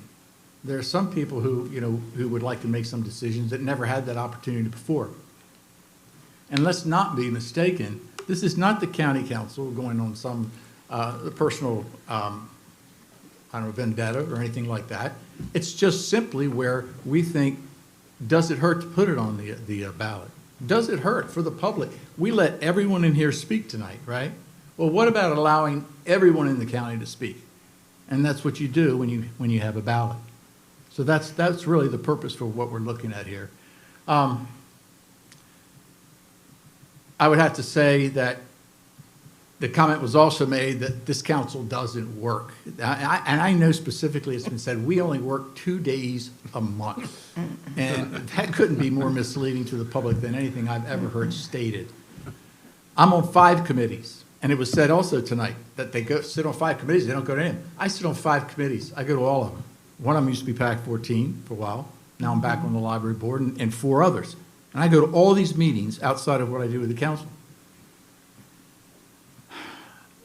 I also work an awful lot. And if you don't want to believe me, I'm not going to give you my wife's phone number, but you could talk to my wife, and she would tell you the amount of hours this job takes, not just as far as I'm concerned, but every member of this council and the staff that we have here. Today alone, I usually get in the office about between 7 and 8, and I find myself, usually it's about 4 hours before I start doing real business and get off the phone from doing county business. Today it was about 6 hours before I had to go to the 3:30 county council closed session, and then before I came to this meeting tonight. So that's just in one day alone, you're looking at, I don't know, I haven't done the math, but it's probably about 12 hours. So I find it very disconcerting when we're trying to be characterized as just, two day a month guys and girls, because that is not the case. And the 6 hours I was on the phone this morning, it was to each and every single person in this room. So they were also on the phone. So this is what we do. We do it on a much more regular basis than you see, so that when we show up twice a month, we are organized, we have it together, and we know exactly what decisions have to be made in the best interest of the public. Speaking of that, the work on the budget, and I'm going to wrap this up very quick. As you heard, a lot of amendments. I can't tell you how much work there is behind the scenes just to get one sentence on that sheet of paper, but we accomplished that. Our biggest issue this year was the Salisbury Fire Department, a few issues, but one was the Salisbury Fire Department. And I would have liked to have gotten a lot closer, but we were so much further apart before. And I think I like the compromise that we've made tonight, and we will continue to work with the Salisbury Fire Department over the next few months. We had Chief Frampton who came to us with a very good breakdown of costs. But unfortunately, that breakdown of costs only came to us a little less than 4 weeks ago. So, but it was some very valid issues, and we want to revisit it. But that being said, also, I think we were very lucky in the fact that what we accomplished, we also got the volunteer fire companies, $825,000. They had been flat funded this year, but we knew we had to make some concessions, so that's what we did. The Board of Education, we gave $1 million in maintenance of effort, very unusual, but we wanted to make sure we did that. We need to start increasing that amount, as well as $1 million in one time only, because they are our partners in Wicomico County, and they're the partners for everyone's children in Wicomico County. Fruitland Primary School. Fruitland Primary School was not on the capital improvement program whatsoever. It had not been considered as a realistic project until the council got involved and said, we want a Fruitland Primary School, and we want to start the process now. So luckily, thanks to the collaboration with the council and with Ms. Olin and Mr. Wilbur, we think we've got we've come to a very good resolution there, and there will be a Fruitland Primary School. In addition, we also restored the revenue cap. In the 18 years that we've been executive legislative form of government, we've also had a revenue cap in place, and it has never been busted in 18 years because the public wanted us to spend within our means. So that's what we did. We restored the revenue cap this year. The only downfall is we had to postpone the corrections building expansion and some projects at the airport. But overall, I think we've done a great job. We have a very successful budget, and I would have to say I have to thank everyone at the table here that's been so helpful in trying to make that happen this year. And again, thank everybody here for coming out tonight. Sorry to take so long. Entertain a motion to adjourn so we can go to open work session. So moved. Second. Favor? Aye. Means adjourn. Okay. Yeah, we got. Yeah, we're going to take a 5-minute recess if we could. Okay, we're back in legislative session with not in legislative session, I'm sorry, work session with Wicomico County Council for June 4th, 2024. The next item we have on the agenda is a legislative matter that's being proposed by Councilman Josh Hastings.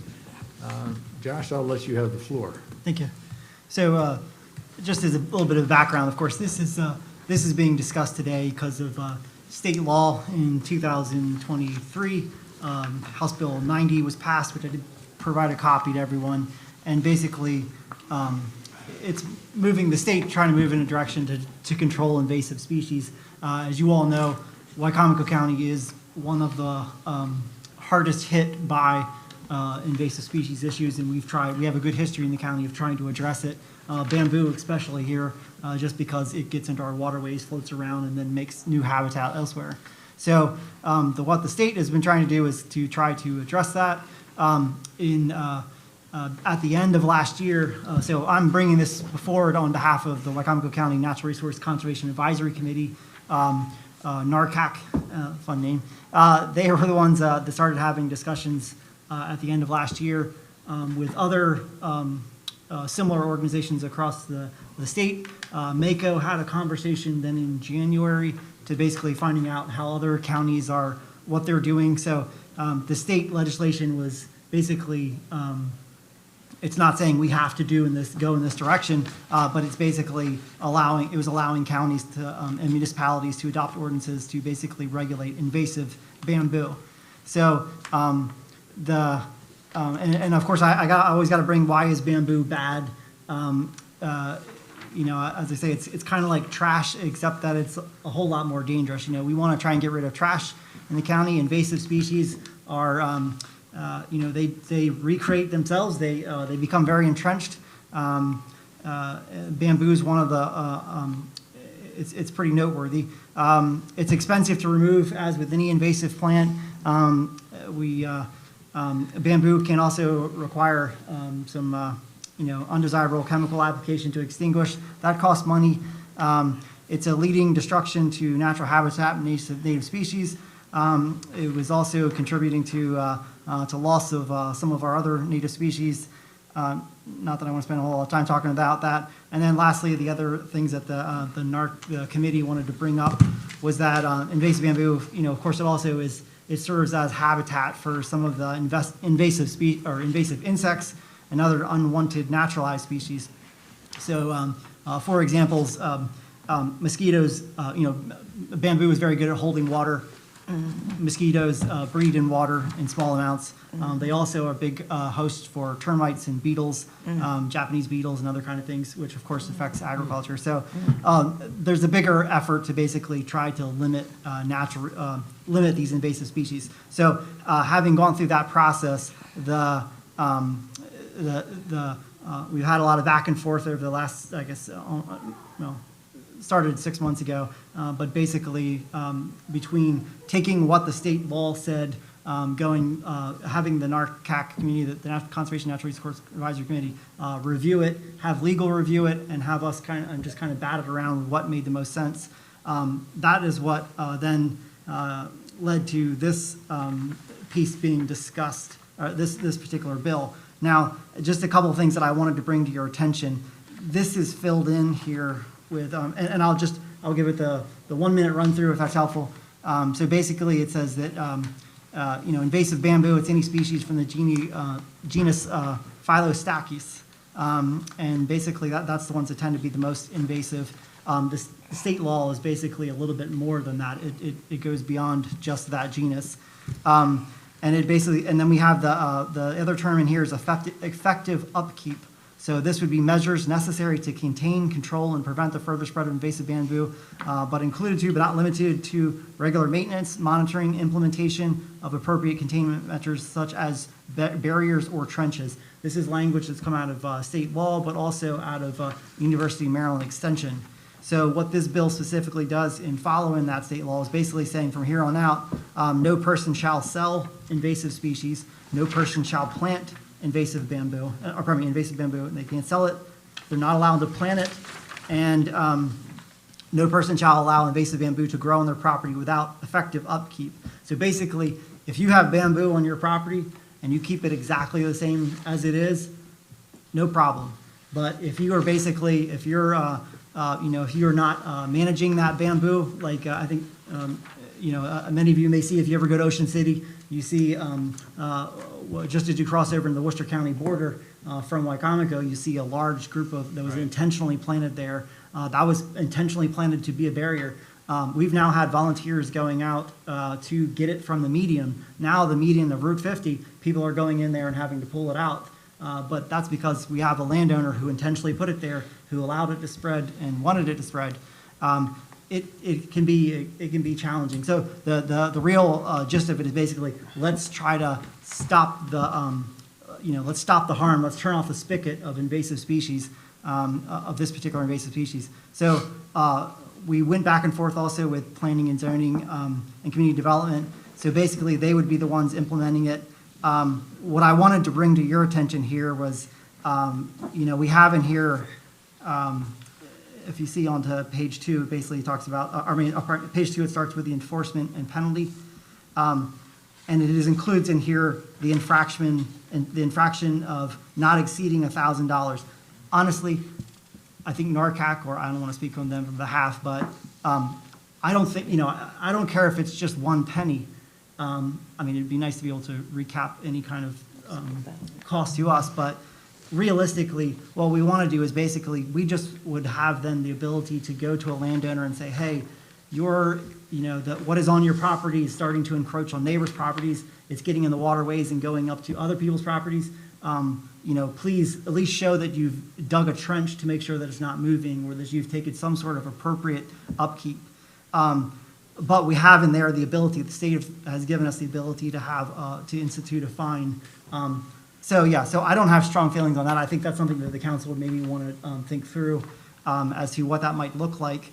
But overall, this basically, the only other thing that we added on here, if you'll see on under page 2, under implementation and administration, B1D, it includes an information sheet which describes the danger of invasive bamboo, as well as how to contain and remove invasive bamboo. So basically, if for some reason it gets to the point where something egregious is happening, then we would then, the county would have the ability to mail a landowner and say, hey, we've noticed invasive bamboo on your property.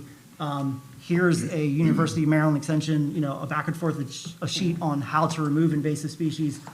Please address this within 30 days. And then it just kind of puts people on notice. I think the challenge is that like, oh, well, this is a big issue. It started on my neighbor's property.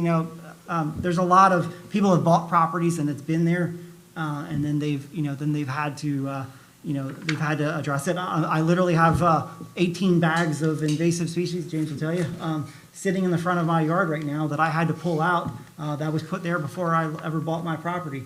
And that's just ivy. So basically what this does is this just basically says, if there's a landowner out there that have a problem, if you have invasive species if you have bamboo and you want to maintain it, there's multiple county and city properties that have it. If you are showing that you are maintaining it from not moving around, that's perfectly fine. But if you do not have containment measures, if you are not trying to control it, and it is going, then it is basically like, it's just the same as trash, So this gives the county the ability to address it, and to in a more formal way. And we don't want to beat people over the head and say, hey, you are a problem, you are causing this problem. We want to be able to find, the Natural Resource Conservation Advisory Committee said that they just want to be able to help individuals who want to reduce it on their, but also acknowledge it. Hey, this is a problem that is challenging not just for your property, but of course it'll spread in many ways. So I'll pause there. Yeah, I had one question. This is very good. It's very informative. I'm assuming that maybe we could get an example from other counties that may have already implemented this to help the county understand as the best way to present the legislation. Yeah, MACO did have a discussion on that, and we were in the was it in March? When we were starting to sketch this a little bit more. We were in talks with. I think it was Anne Arundel that was moving that direction. I know the individual who was helping bring up here was talking in Somerset County. So I don't know if any other counties have put it forward yet. And then ours is basically almost strictly pulled from House Bill 90, or now the state law there. But I don't think we have to go as far or deep as as the state law allows us to. I think as long as we're acknowledging, hey, that this is an issue, and that, and I say this, our soil types on the eastern shore, the lower eastern shore, are very different than other parts of the state, and our waterways too. You can't throw a rock here on the lower shore, as we all know, without hitting a different stream or a different waterway. So it's much easier for for invasive species to spread throughout the lower shore, and that's why we've had to have the lower shore prism or other kind of activities. But I'm going to take a look at this in the meantime to see if I can find what other counties have started to already implement it, and see if they've gotten any better language. Everybody okay with moving forward with this? Yes. I got some things I want to say about this. I'll tell you, I guess if a guy has a pond and has a snakehead fish in it, we're going to control them too, because they're invasive. But anyway, this could be, God bless you, Josh. I understand what you're trying to do, but man, this House Bill 90 isn't a law against bamboo. It just says that the counties can do what they pretty much make a law against it. It's not a law per se. It does mention selling bamboo, invasive, and planting it.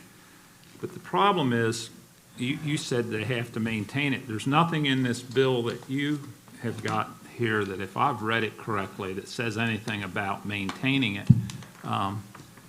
It says, you go from no person shall sell invasive bamboo, no person shall plant invasive bamboo. The offense, in addition to requesting a civil infraction fine, the county shall request an order to abate from the court. So that means this is what this says. If you've got bamboo on your property, it means the county can come in and remove it and then put a lien on your property for removing it. And that's what there's nothing in this thing that says anything about containing it in our law.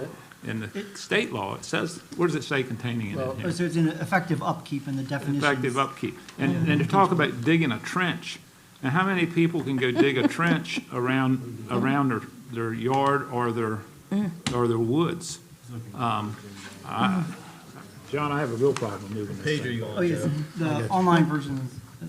I got you. I'm looking at the bill that you've presented us tonight, and it doesn't say anything in there. What it says here, basically what this says, if you've got bamboo on your property and you don't get rid of it, or you don't dig a ditch around it, the county can go in there and cut it and then assess your property, that bill. I don't know that. Mr. President. Yes, Mr. Benson. Just by way of history, Mr. Hastings and Ms. Hurley worked on an early draft of this. It was then sent to me, and I made changes to their draft. When I made changes, I can't remember if Laura sent me or I found on my own examples of other counties or cities that had similar legislation. They were not in Maryland. One was, I think, in New Jersey, one was in Virginia. But this is similar to what was in those, when I went through this, I tried to do this in a way I thought was consistent with other county code sections, and specifically incorporated the municipal infraction law. Because it incorporated the municipal infraction provisions, and those are enforced by the county attorney, it was sent to Andrew Illuminati in the county attorney's office for his review and comment, and his comments are incorporated into this draft. But to address Mr. Holloway's point, I just would make the point that it doesn't say the county can go in and remove the bamboo. What it says is the county can file a municipal infraction against the property owner. The property owner then has the right to go to district court, basically, and the district court judge then has the right to decide whether or not they violated the ordinance. And among the remedies that the district court judge can find, in addition to a fine, they can also require it to be abated, and they can give the county the authority to go in if the property owner doesn't abate it according to the court order. And the county would then be able to recover the cost of doing it. So there is a process where the property owner gets to go to court and argue that they, number one, haven't violated the statute. And I don't want to speak for Mr. Wilbur's office, but my view of the municipal infraction code section is that municipalities and counties don't really want the fine money. They want the property owner to comply. And the fine is there as an incentive to get the property owner to comply. The fine is a mechanism to get to compliance. They're not going to court, in my experience at least. They're not giving municipal infractions until they've asked it be done multiple times. So, there's a mechanism in here, there's a process, and there's a judge that stands between the county and the property owner before this process is followed through. And if the judge doesn't agree with the county, they're not going to fine for the county. So that's what this does. And again, I would just point out that this did go to the county attorney's office, and the format that's in here is set up in the way the county attorney would want it set up, because they're the ones that are going to be prosecuting it if it goes for municipal infractions. Is there any history about how many bamboo trees there are in the county? How many acres, or how many actual trees there are, or how big of a? Yeah, the Wicomico, or the East, there's a Lower Shore PRISM, which is the Partnership for Regional Invasive Species Management, and they actually have done, they actually partnered with Wicomico County to remove the one in Pemberton Park and a couple others. I know they have had data, and I know I've seen data of it for the Lower Shore in general, but there's honestly no great way of knowing exactly the extent of the damage. But we do know that it is more problematic, given our geography and our topography on the Lower Shore, than it is a problem in other areas because of our waterways, because of our flat land and that kind of thing. So Well, I guess I've been here 18 years, and according to some of the people in the audience tonight, it's too long, but I've never had a complaint about bamboo in 18 years. I mean, I don't know that it's the kind of problem that we need to be, you gotta have a code enforcement officer that's gonna go out and decide whether it's invasive or not. I don't know how they're gonna enforce that. I don't know. It just bothers me when I look at here and I say, if unpaid said cost applicable penalties assessed shall become a lien against the property and shall be collected in the same manner as real estate taxes by the county, for having trees on your property, I mean, and I know bamboo is a sort of a tree. You can call it an invasive tree. Wisteria, we don't, is that what they call that, wisteria? Yeah. I mean, wisteria, they don't fine people for having that, and it's everywhere, but we don't have a fine for that. Should we include that in here in case somebody has wisteria? I got a neighbor down the road's got it in their yard, and they can't afford to get rid of it. And if they could, if the county went in there and got rid of it for them, they'd attach their property and they might lose their house, so. yeah, the state has only given us the ability to go after invasive bamboo. I understand. So that wouldn't be but the state of Maryland they have been very clear that this is a real issue, a serious issue, and something that they want to address.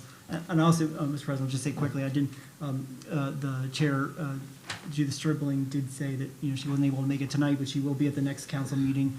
And she apologized for not being able to make it tonight, but, the Wicomico County Natural Resources Conservation Advisory Committee did not have a lot of this other language here, but after speaking with Mr. Illuminati and others, understanding that the county needed to have some, mechanism to be able to show that they can address it. The main thing that the Conservation Advisory Committee wants is just basically, let's turn off the spigot and let's just acknowledge the problem and try to address it in the kindest way possible with our, with the landowners there. But we may have to have a carrot and a stick. I don't know. Well, the only thing I found, which I don't know if this is incomplete or not, because there's no statement here whatsoever as far as the prohibition from the bamboo growing onto someone else's property. The only prohibitions that have listed are no person shall sell it and no person shall plant it. Now, in the definitions, there's measures necessary to contain, control, and prevent it, but that's just the definition, so I think. In section 163.2 prohibition, And by the way, on the top of the second page is paragraph C. Just so it's clear, that what was sent in the brief book was missing pages, so just the physical version. I see C, but that's only assessment of a lien. No person shall allow invasive bamboo to grow on their property without effective upkeep. It doesn't say that on this one. Well, that's what's in here. Just look at the physical version. All right, well. I don't know what you're looking at. Yeah. All I know is that's what it says here. We will, thank you, Bob. We'll put it, we'll put it back on the agenda. We have to figure out exactly where we're headed from here with other obligations, Josh. Yep. But I'd say hopefully within the next month or two, we can get it back on the agenda. So we're gonna. The work session, Joe. We're allowing The work session, Joe. marijuana factories, but we're gonna cut down bamboo. I think James had Make his hand pipes up, out of Joe. Listen, I went to school, I can. Section C section, does that have to be in the bill? We can amend It's it. our bill, we can do whatever we Yeah, want. because that would be one of the hiccups I would have is exactly what Joe was saying is, if it's on your property and you got a big farm, you don't know it's there, and all of a sudden, you have to get a lien on your property, because, you know. Mr. Atkins, I'll give you a comment if you don't mind, if you want to come to the mic. Does he have bamboo? He has a comment, and he doesn't usually waste our time. No, he's pretty quick. He never wastes our time. Hey, I'm surprised he ain't said nothing all night. Yeah. You owe me 20. No, and I appreciate you letting me say something during this work session. You're opening a can of worms, okay? You're opening a can of worms. I've got bamboo on my property that has been there over 75 years. I disc it up every spring. I disc part of it up a month ago. I now have bamboo 6 feet tall. That's how fast this stuff grows. The state is talking out of both sides of their mouth. They tried to eliminate, or did eliminate, the Nutra in Dorchester County and everywhere because they were ruining the marshlands. Whose property did they come to get the bamboo to put the traps in the river to catch the nutras? My property. The state people came to my property to get the bamboo. I'd love to get rid of my bamboo. You gotta have, in order to get what you need to kill it, you gotta have a license. Because normal stuff won't kill this for 75 years, I know. The other problem, which you all have heard before, my property backs up to Barren Creek. They're not gonna put that bamboo killer on my property on a waterway. Okay. But you're gonna come in and find me because I've got bamboo. Thank you for letting me say something, but boy, this is, it's a mess. Thank you. What I see, the things, did she? Yes, ma'am. Hi. Carrie Skipper, Wicomico County resident. I purchased my home 15 years ago, and it had bamboo on it when I purchased it.